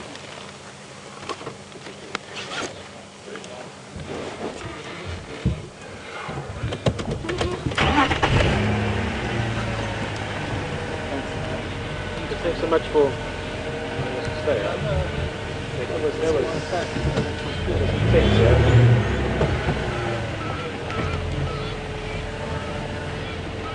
Oh. See you later. Until Wednesday, huh?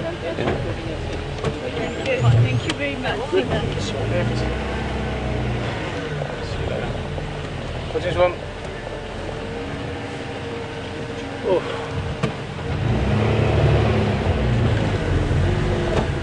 Thanks for letting us stay longer, huh? Thank you. What's this? Yo.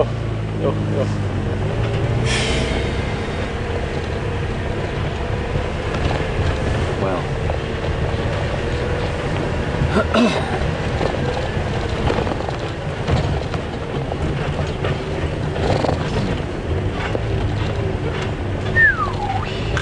Boy. That was intense.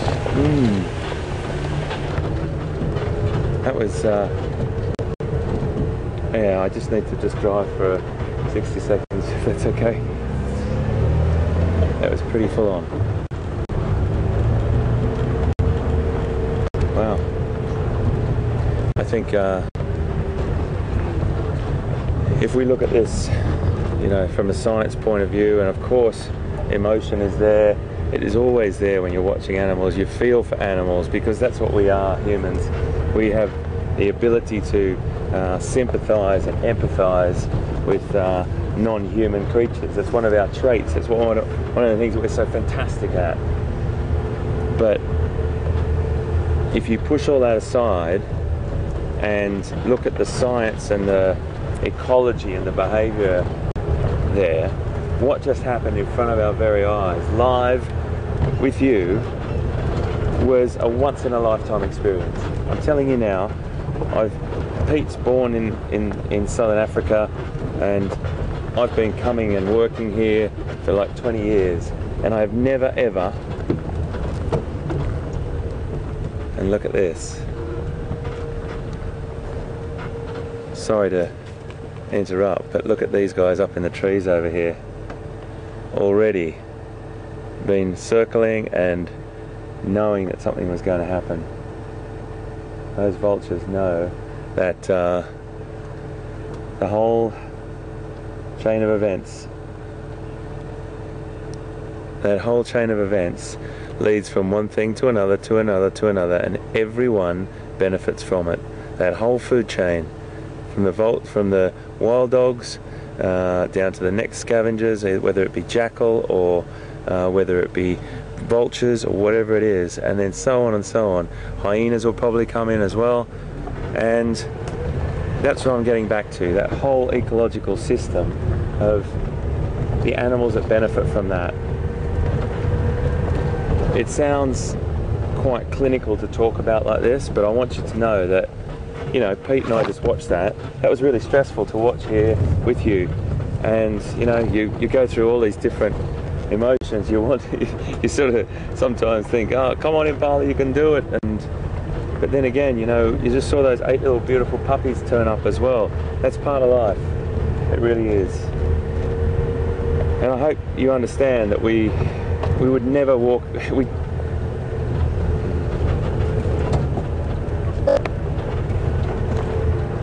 Guys, I was just saying earlier that you can spend literally a lifetime in the bush and come across things that are beautiful, Yeah. and then you come across things like this, which is emotional. There's no other way to explain this. We could share it there. You could feel it. We could feel it. We're feeling it right now. I was looking at the vehicles around us. There was one guy there. I said, "Tot ziens, oom," goodbye, uncle. When I when I said cheers to him, it's a guy that I've known for years. He's in his 80s. He grew up here. He's been coming here since he was probably 20, and he was sitting there with big eyes, glassy. It is the kind of thing that I almost don't want to say too much more about it. It really is getting down to the core of things, and a difficult thing to share. I know for many of you it would be difficult to watch that. Right towards the end, it was as raw as you can ever get it. It's the rawest experience I've had. Yeah, and it's strange because in a way there's this other feelings as well of seeing this. So I'm not going to go on more about it, just to say that was amazing to have shared it. I think that in concept to sit here, know that we've shared it with so many of you around the world. Africa at its rawest and at its most beautiful in a strange way is very special. So I'm sure you appreciate that as well. It's, you know, you reflect on it now when you've driven away. And I think we should share with you our thoughts and feelings. It's really important.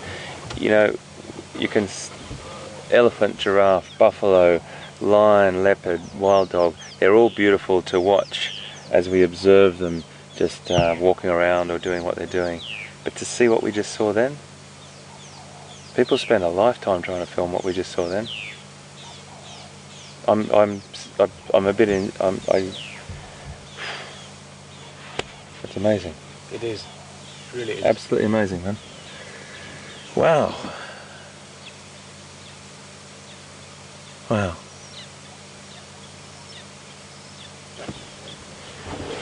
Whew.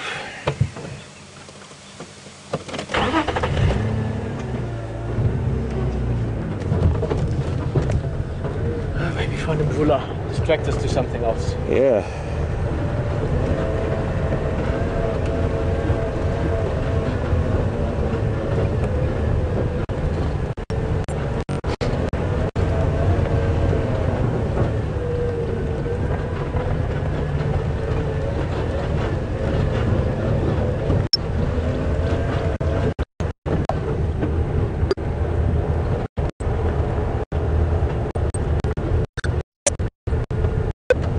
So we're just going to creep along here. I don't think it's any use of us going over to Arathusa now because we've got 5 minutes. I think we should just creep around and go and find some fantastic camps and have a look to see what we can see. Even get a chance to the sunset of magnitude today because there's still a bit of cloud cover over there. I think we've lost it actually anyway, but there's a few clouds. I think we'll just creep way up to the top onto quarantine again, and we'll do a bit of a zigzag through here, but you never know what can happen, hey Pete? Well, I mean, that was proven today, if anything. Nothing else we saw today that you could not expect. Beyond the wildest what you can experience. Share, the story is very powerful as well. We shared emotion there this afternoon, not just something we saw, we shared emotion there.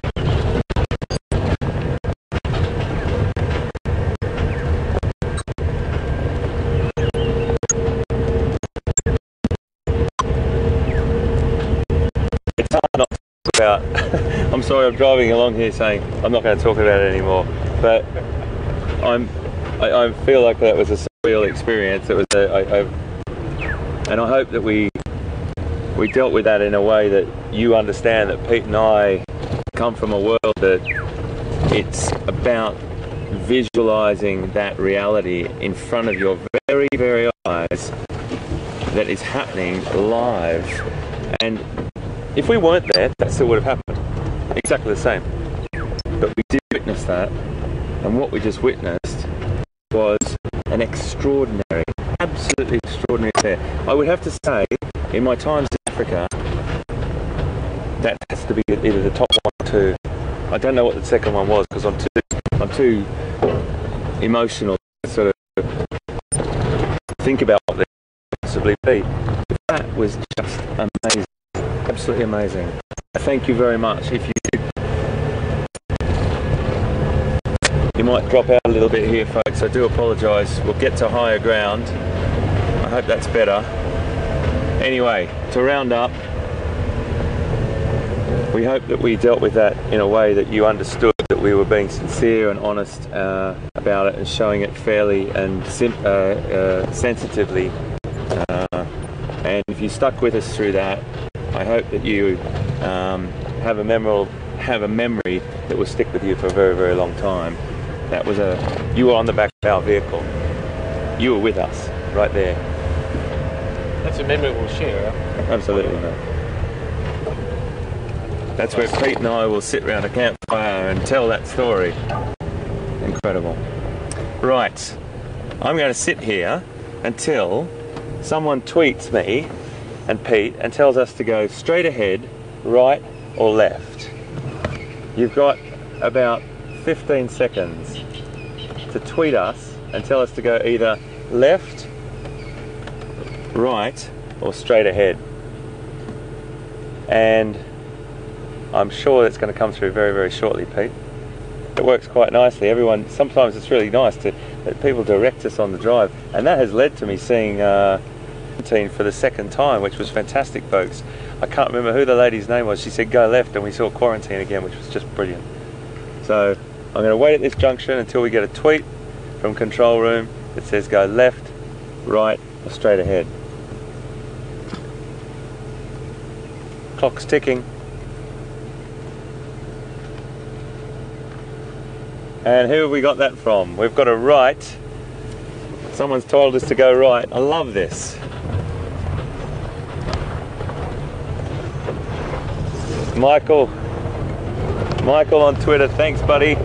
We're going right. Let's see what we see, Michael.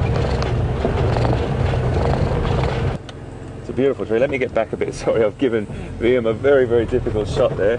You can't even see the top of it from where he is. Just to show you this marula tree here. Beautiful trees. They're dotted throughout the reserve, and they bear a beautiful fruit that some people may have partaken in a particular drink, Pete, around the world, which we will remain nameless, but that drink is quite a tasty drink, and the elephant come here at certain times when the marula berries are on the ground. And look, I've never seen a drunk elephant, but I have seen very, very wobbly baboons from these fermenting marula berries. Now, do they ferment in their gut, or do they eat the fermented ones? I always thought they ate the fermenting ones. This is we can go into this conversation some other time again. I'm still a bit in a slightly sensitive mood after earlier.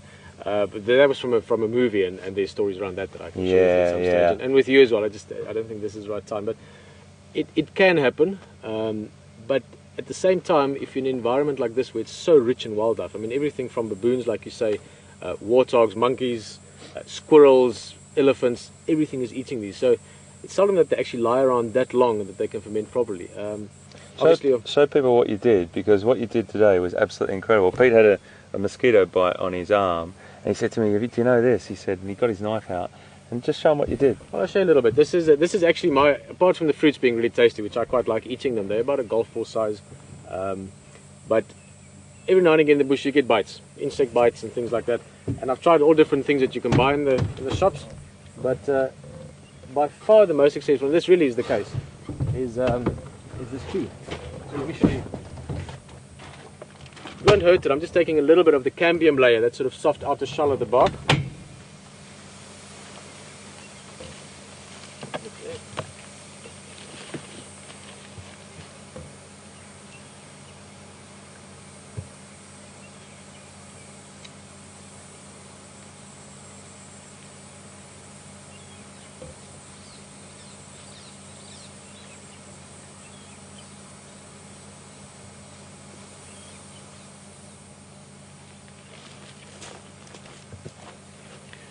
So if you take that little bit,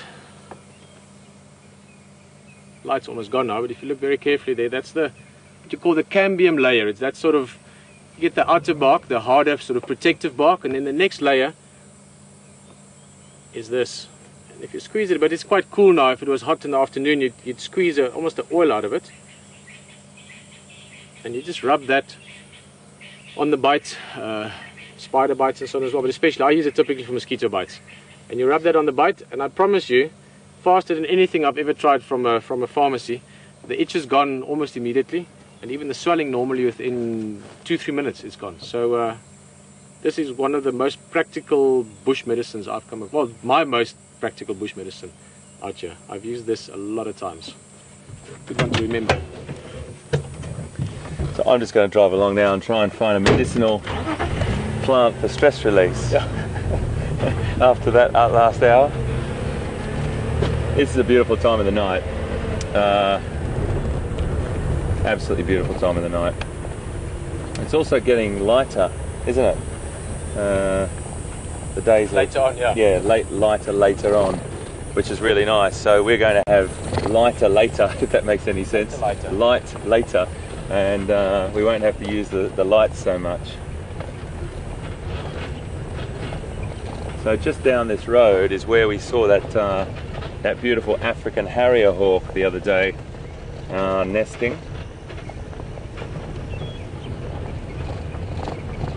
I think I just heard it actually. Right, Joe. Djuma, I still like the old name. Yeah, there's an old name called the Djuma. And Pete and I were talking about that the other night. I prefer that name. The name now, the current name, is the African harrier hawk. But Djuma is a great name.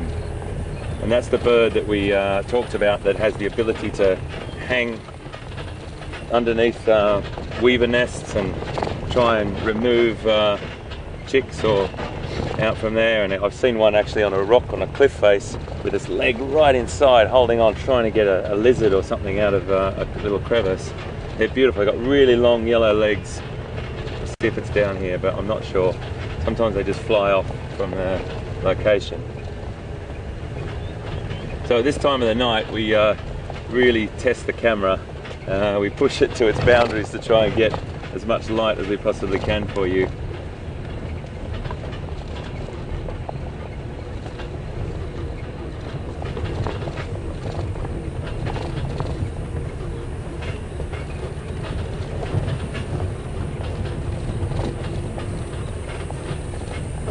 I just want to show you a site that is, I'm going to use the word again today, quintessential, a quintessential African site. Look at that. Look at that. Whiteback vultures sitting in a tree with the sunset behind there.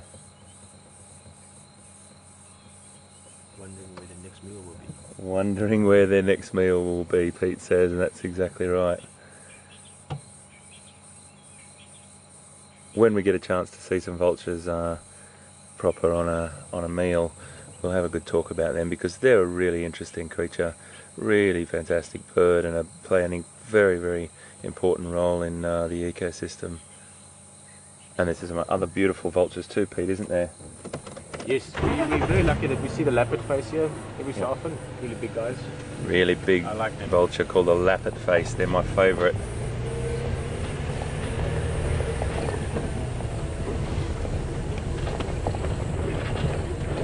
That was up in there, Pete, up in that tree there, but see just up in the fork of that tree, villain. I mean, just up there in the middle is where that African harrier hawk was flying from. 3 times we've been past here. It's been sitting there. It is a bit of a nest. It is a bit of a nest, and we're just wondering whether she's building that nest. Just going to turn off. So VM's got the camera up nice and tight there, and just wondering how much detail is in, or whether she's moved on, or whether it was an old nest and she just happened to fly out of that tree a couple of times, or we don't really know. But I imagine it is her nest. We'll keep coming back, not too often, but she has chosen to nest here right next to a road. It's not like we've created the road. Oh, she was silly old me. She was right on it.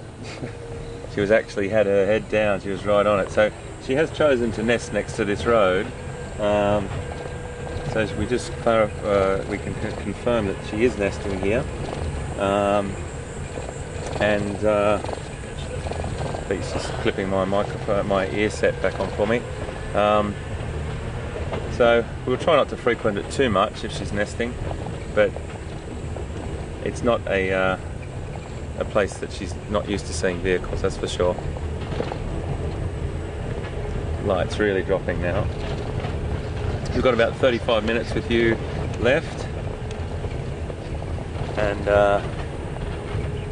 we'll just keep driving and see. You never know what you can see at this time of the night. Oh, this is good leopard time, Pete, isn't it? This is the best leopard time. I sometimes feel almost like a leopard this time of the night. Yeah, it's cool. The light's just dropping, and those beautiful, beautiful hunters come out.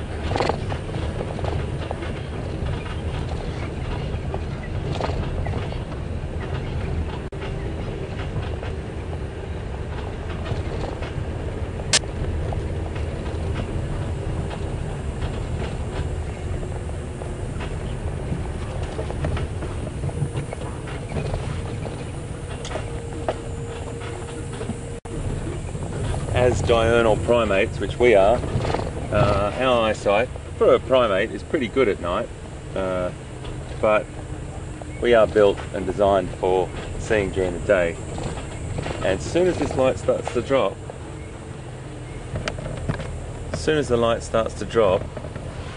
we get, my eyes really have to adjust. It's just this twilight time, Pete, that I think, and I'm sure most of you agree, when you just go out at this time of the night, it's a little bit tricky to see things. All the definition becomes a little less easy to make out.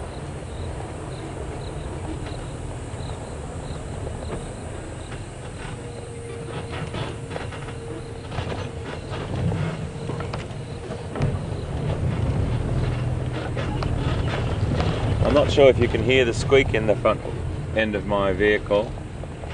Zanelli, my vehicle, my beautiful vehicle, but it wasn't there when I lent it to Pete, but it was there when I got it back. I mean, go figure. I don't know. I'm not saying anything. It's not a judgment. It is not a judgment. It's just an observation. That's all it is. Good observation. I think there's a bit of foil there somewhere, perhaps. Don't know. I'm not sure. Should we go and have a look at that? Should we go and have a look at Twin Dams? I always like Twin Dams. Magic tends to happen there. Yeah. Oh, I like this time of the night.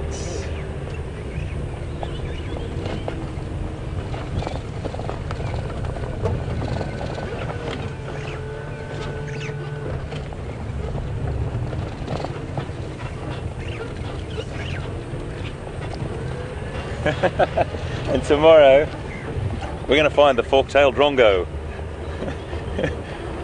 That elusive little creature.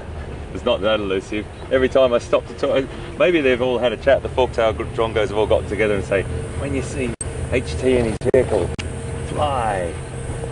I just want to tell you a story about them I find really interesting, and I'm not going to tell that story until I find a fork-tailed drongo sitting on a little branch like that, waiting to be talked about. And Liam, that's who I'm thinking about, my wonderful cameraman in the back there who's so patient with me when he's got the shot. I'm doing it for him. I'm doing it for you, mate.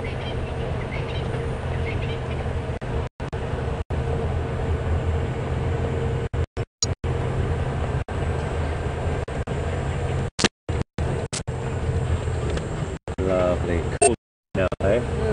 It's quite hot this afternoon.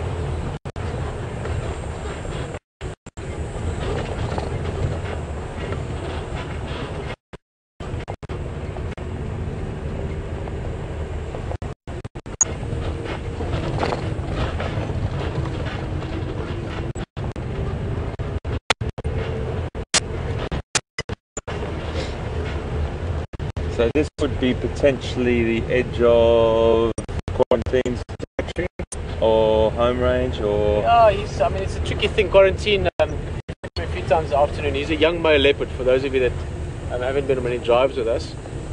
He's actually the son of Impala, or most likely. And he's 2 years old now in December. So he would still sort of hang out in his mum's territory. And I guess that would make it a... Gesundheit. Excuse me. That would make it a home range for him. And he's still accepted here by Impala as well. Probably more so because it's still in his mum's territory. So he seems to be hanging around more this side. I'm not sure how far east he will go, but for now it seems to be here, quarantine, treehouse dam. Very much the pattern, just for interest sake, that her previous cubs also followed. I was fortunate enough to have shared a lot of time with both the first and second litters. Third litter not, and then now again with the last part of the fourth litter.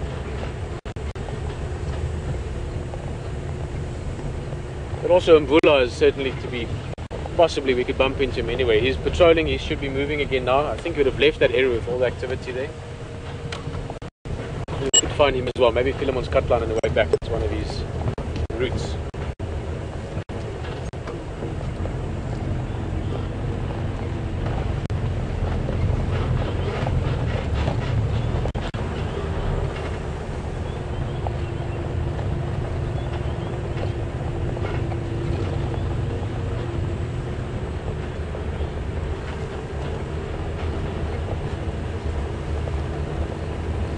What we'll do is we'll just go down this way, around the dam, and come back, and then we'll pick up up to where Pete was just talking about.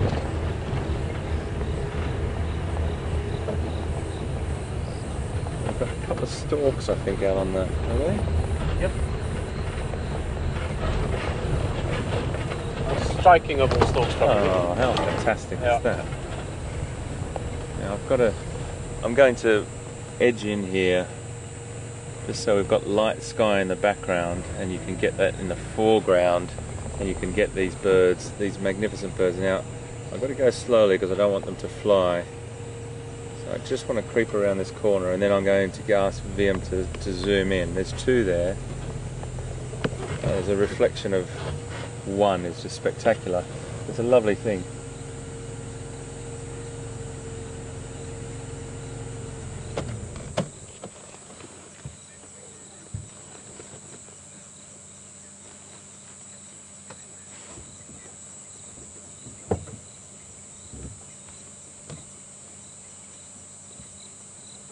Absolutely beautiful.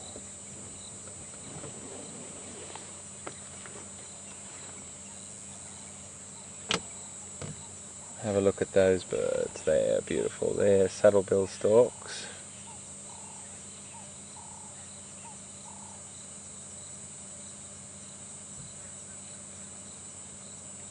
I can't really get any closer for you because I don't want them to fly, and I also don't want to disturb their behaviour. You can see them hunting, fishing in there beautifully. Oh, they're such a beautiful stork. And as Pete said, the most beautiful, most striking of all storks that we get here. And there's also two of those little pesky, wonderful creatures.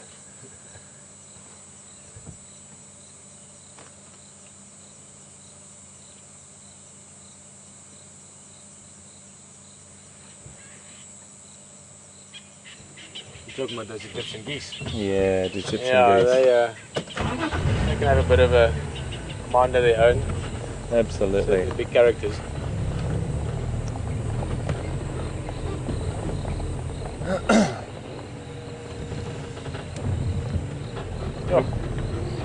I'm still in a bit of a reflective mood.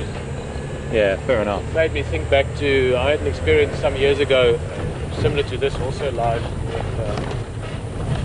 with lions. And when there were dead cubs, and a very raw emotional experience. And it was amazing for me to share that. It's something that takes a little while to sink in. I think with a lot of us, this time of the night when the sun is setting and it's getting quiet and it's getting a bit cool, to think a little bit wider than you might have during the daylight.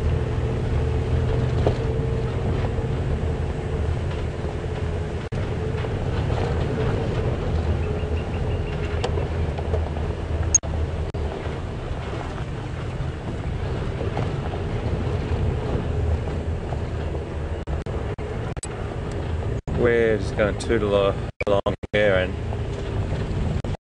What I think might be interesting, actually, if you go past Treehouse Dam, because quarantine, we saw him, it's now 3 nights ago.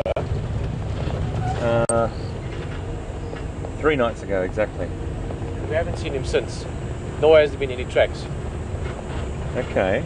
So my thinking is that from where we saw him, somewhere in that area, maybe he made a kill that night. He was hunting, he was looking for food. And his closest water point to that would be Treehouse Dam, if he did. Okay, I think that's a good idea. Treehouse Dam, maybe this time of night, early evening, he might have gone for a drink. I think that's a good idea. Good idea. That'll take us up to. Smell that. Yeah, it's a beautiful smell. Just take a chance. Yeah, absolutely. He's around somewhere. I've looked for tracks the last days. I've done a variety of these roads. I've not picked up one track, so I do think he's somewhere in this block. And his closest drinking point, closer than Twin Dams even, would be Treehouse Dam. So Treehouse Dam's only got one hippo in it, hasn't it? just one, yeah. Yeah, we see him. He's not the most confident of chaps. You should see. He's that little hippo that we saw the other day that just puts his nostrils out when you're there. You just see these 2 little nostrils stick up and he goes back under. So don't stay too long because his confidence isn't that great, and he will become more habituated and more conditioned. This is a really nice bit of sand just to look through here for tracks, and that's what Pete's looking for right now. Hippos that are shy like that, we spoke about Gary Larson not so long ago.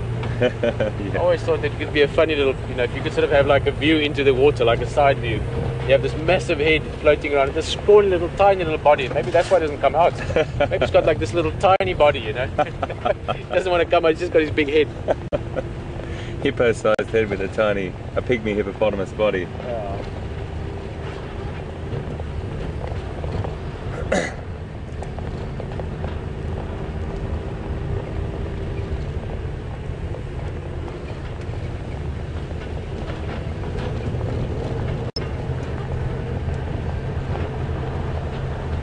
Potato bush. That's what it is. That's what it is. We just smelt this smell before and we weren't sure if we smelt it correctly, but it was potato bush, and it does smell exactly like potatoes, fresh peeled potatoes, or potato skins even.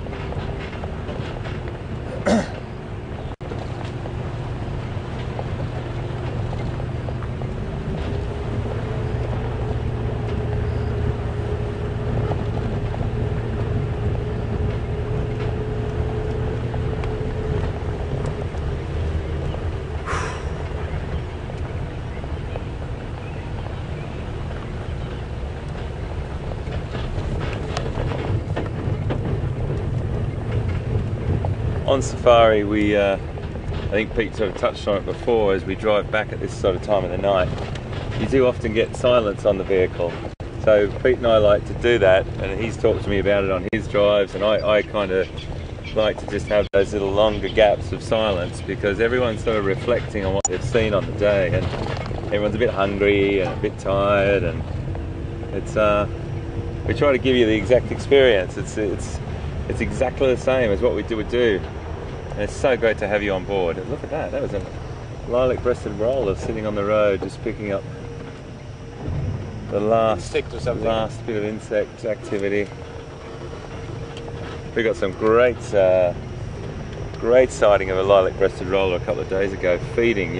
Normally that's another bird. You fly up to it, it's sitting right there. As soon as you turn your engine off or you stop, they're gone. But we saw some great little activity of him foraging for insects, so that was lovely. Such a pretty bird.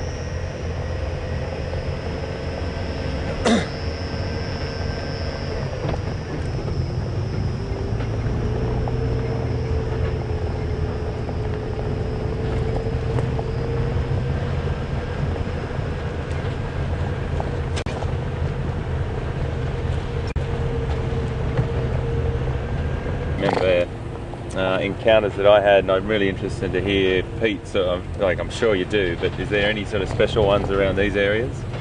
Oh, there's loads of them, and funny, you should mention that.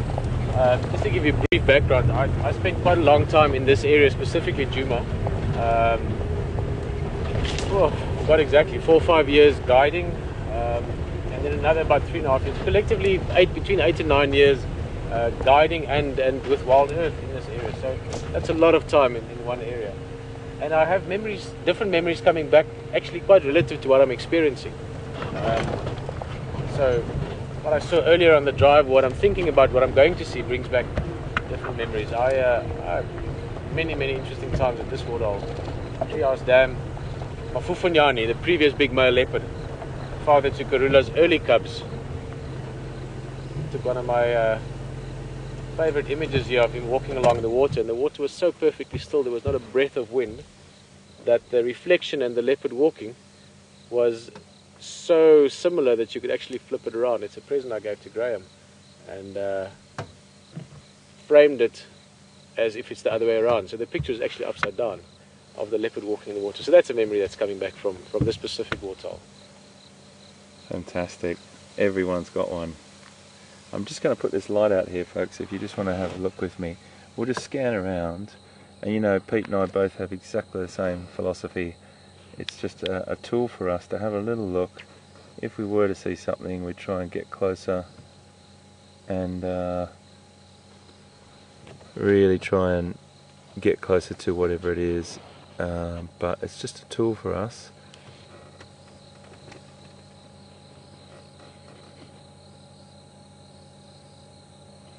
Egyptian geese, those little guys, and that rock there, oh no, oh there was a hippo just here a second ago. Where's he gone?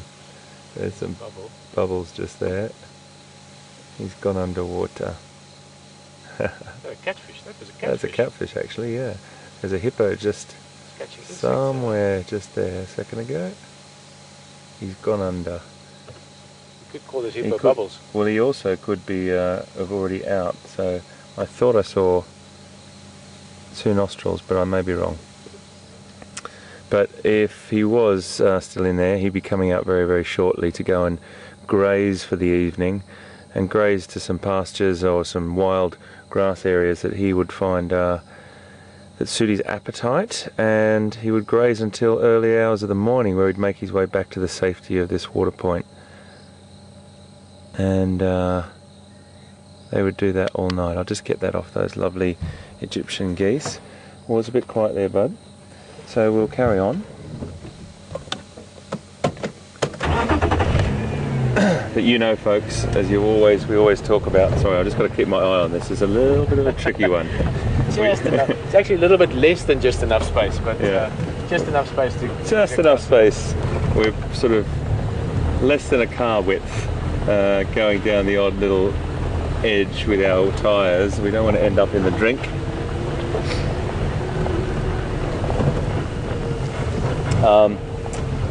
Yeah, we don't always see things at the end, and if we do, we do.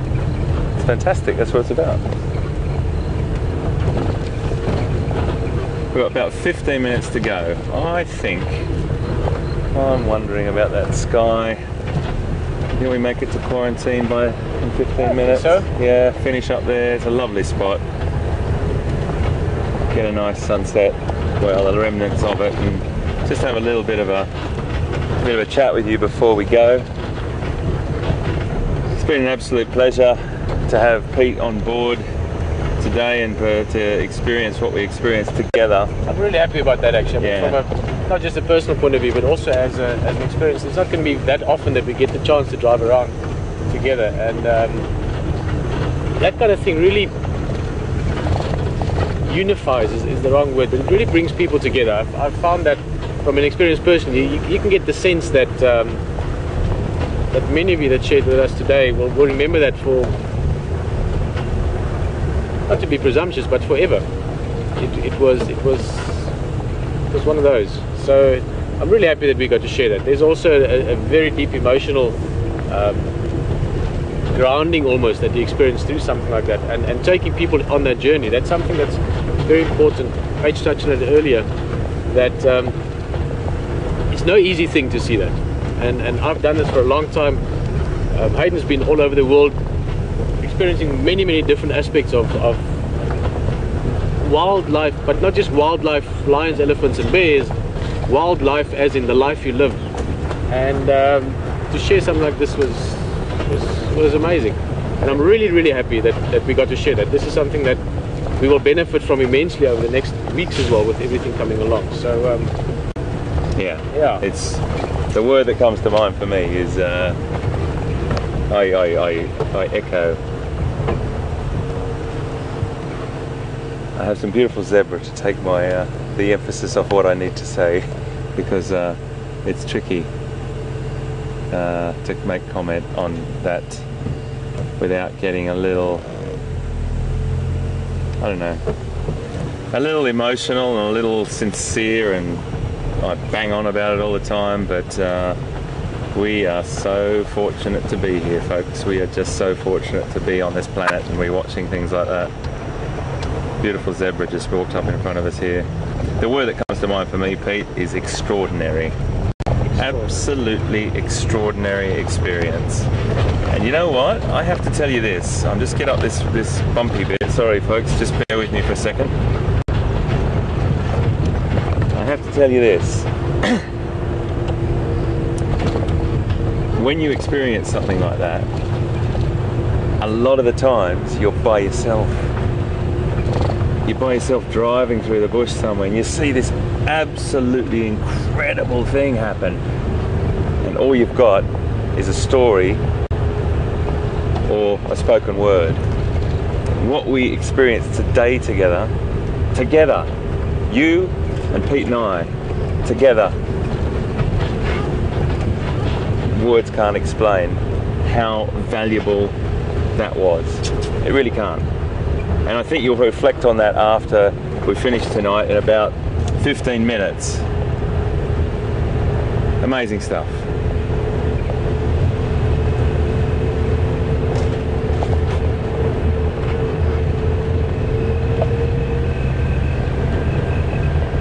We just, I think, Pete, every time I come out on this adventure, that's what I like to call it, an adventure, it brings the little boy out of me that I've still got, and the magic of this exciting experience of traveling through Africa. And you know what? The privilege is ours to bring you along here. The privilege is absolutely ours. Pete comes out of exactly the same mould as me. A bit better looking, but anyway. Out of the same mould as me. I'm a bit rough around the edges in my older age, but you know what? The most important thing, more experience. The most important thing is the privilege for us to do what we just did with you will stick with me for the rest of my life.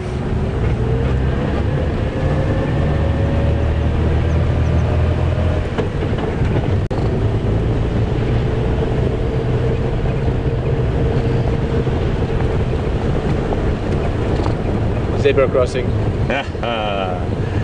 A zebra crossing.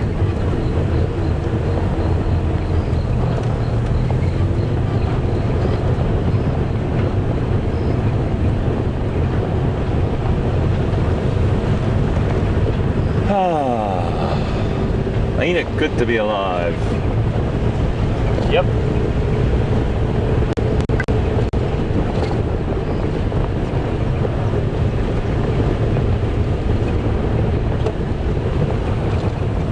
Watch my aerial.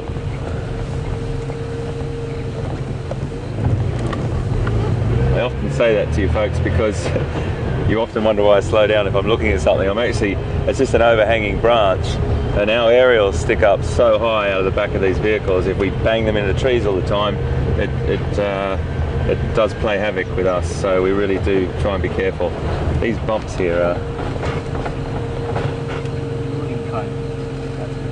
Yeah. We've got 10 minutes. I think we might just have a little look around, Pete, up on quarantine, mate. Always exciting. Yeah. Night. I think we'll just go up there, that place. We start on there many days with you wonderful people, and we often cruise off from there in different directions. So we'll just cruise around up there with the spotlight, and it's a very open area as well, which is great. Great for us because we can see loads, but also great for animals. Loads of animals go up there to sleep because they've got a really nice open area to see if there's any predators, and predators sometimes also kick around those parts as well.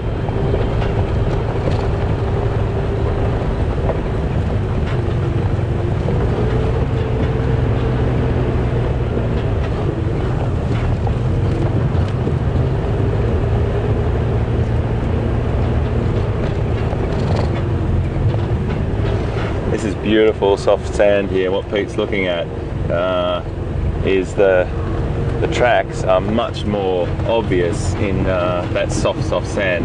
On the harder sand or the harder dirt roads, a little bit tricky, but this really soft sand in front of us here is great for looking at tracks. I often see Pete go like this, and I know that he's looking in the really good sand. The best time to look at tracks is in those early hours of the morning or late afternoon when you've got these sort of oblique light going into the track and you can see the depth of it and you see the formation of it. It's a beautiful thing. Tracking is a really great art, and you know, you constantly learn. I've spent some time with some very interesting people across Africa, and you know, then you talk to the next person, you think, oh my goodness, I'm on tracking 101 still, you know, because it's so intricate. And there's people that both Pete and I know that could, I always like to say, they could track a fish through water. That's how good they are. Also a massive amount of understanding. Those people, they live that environment. Tracking is something that we're not going to talk about the whole night, but we could, because it's a true art, and if you understand enough of it to appreciate it, it's truly what you said, that they can track a fish for water because they have such an in-depth understanding of the environment, because they are such a big part of the environment. They are totally embedded, maybe to draw a parallel to this, in their environment and the environment in them, and that is something very special to see and to share with people. Absolutely true. Right, we're on quarantine. Quarantine, just to describe to you, because obviously it's a little bit dark tonight. It's a pretty flat area. Sort of open grassland with a couple of sort of little scrubby stands of pockets or thickets. Those thickets can be fantastic little hiding places for predators. And also it's a lovely place to see during the day giraffe and impala and wildebeest and zebra. And we did have a lovely encounter with that baby giraffe and mum the other day. That little guy still had his little bit of umbilical cord on him. He was beautiful.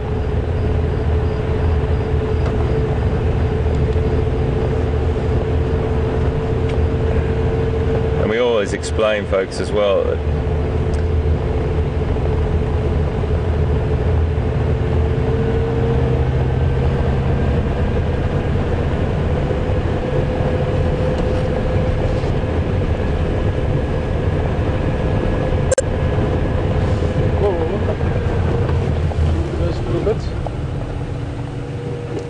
I think it was hyena tracks, but something was lying in the road in the sand there not long ago. Sorry, I'll probably... More? No, it's alright, there were lots of them. A bit more. Just there. Oh yeah. Bit hard to see at night, folks, but we could show you just there where Pete's got his light. Just there. I'll just turn my headlights off ever so quickly. You can see where Pete's got his light there, and it's very hard for VM to focus, but that's where potentially a hyena was laying down, mate, yeah? I think it was a hyena, yeah, I saw it quickly. We'll have Yeah. to go past now, but...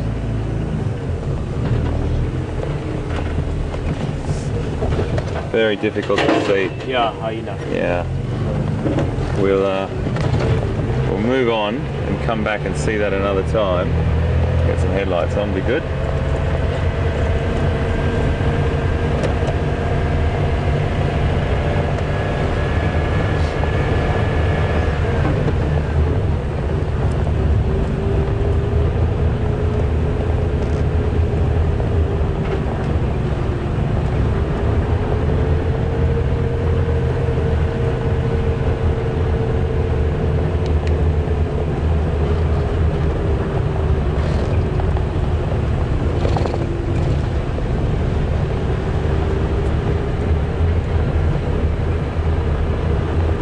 Look, we could try maybe just a little bit. I see we've got a few minutes left.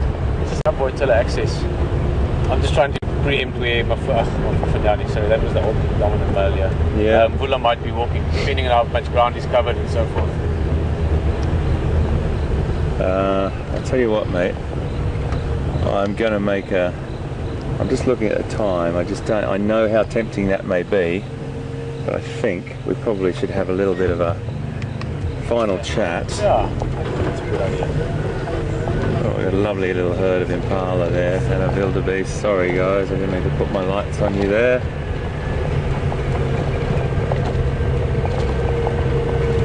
Just wanted to just double check here.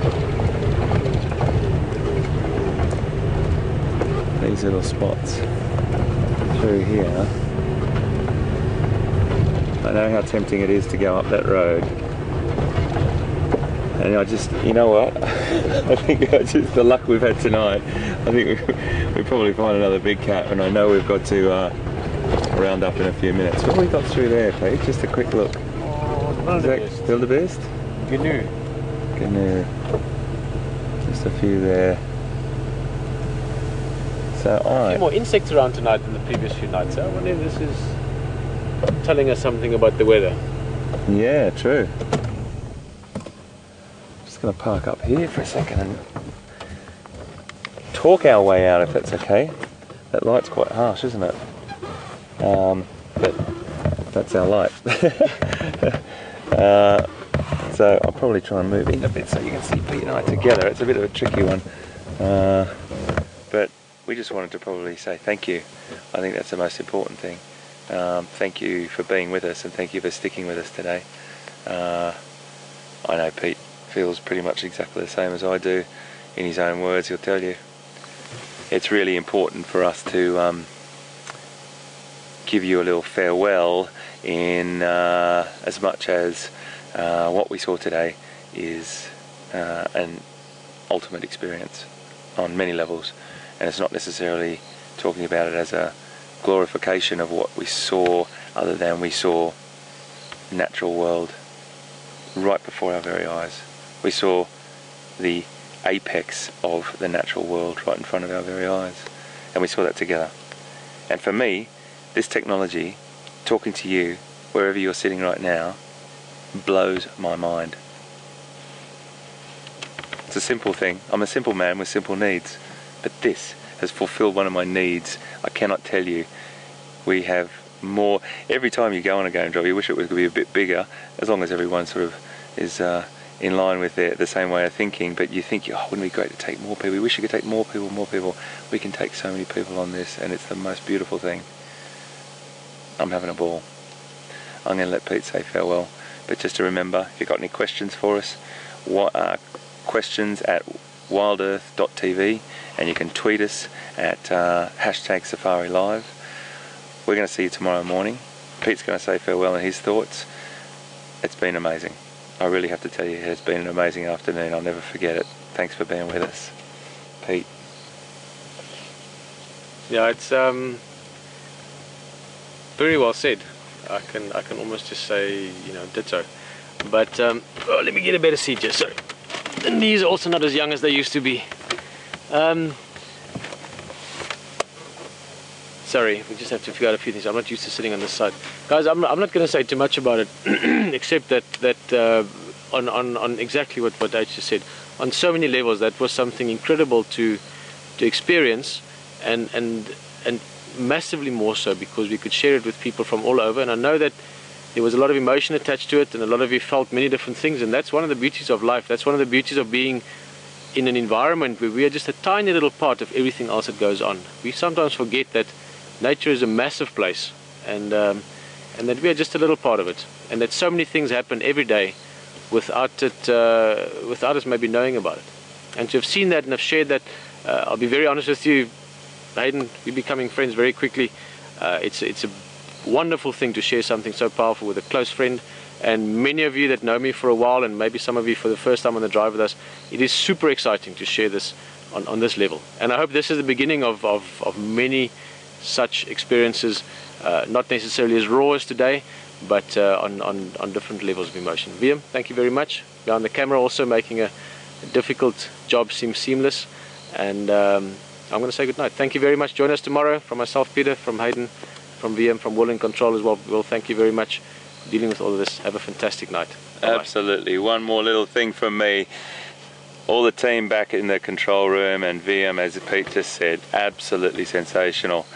Guys, see you in the morning.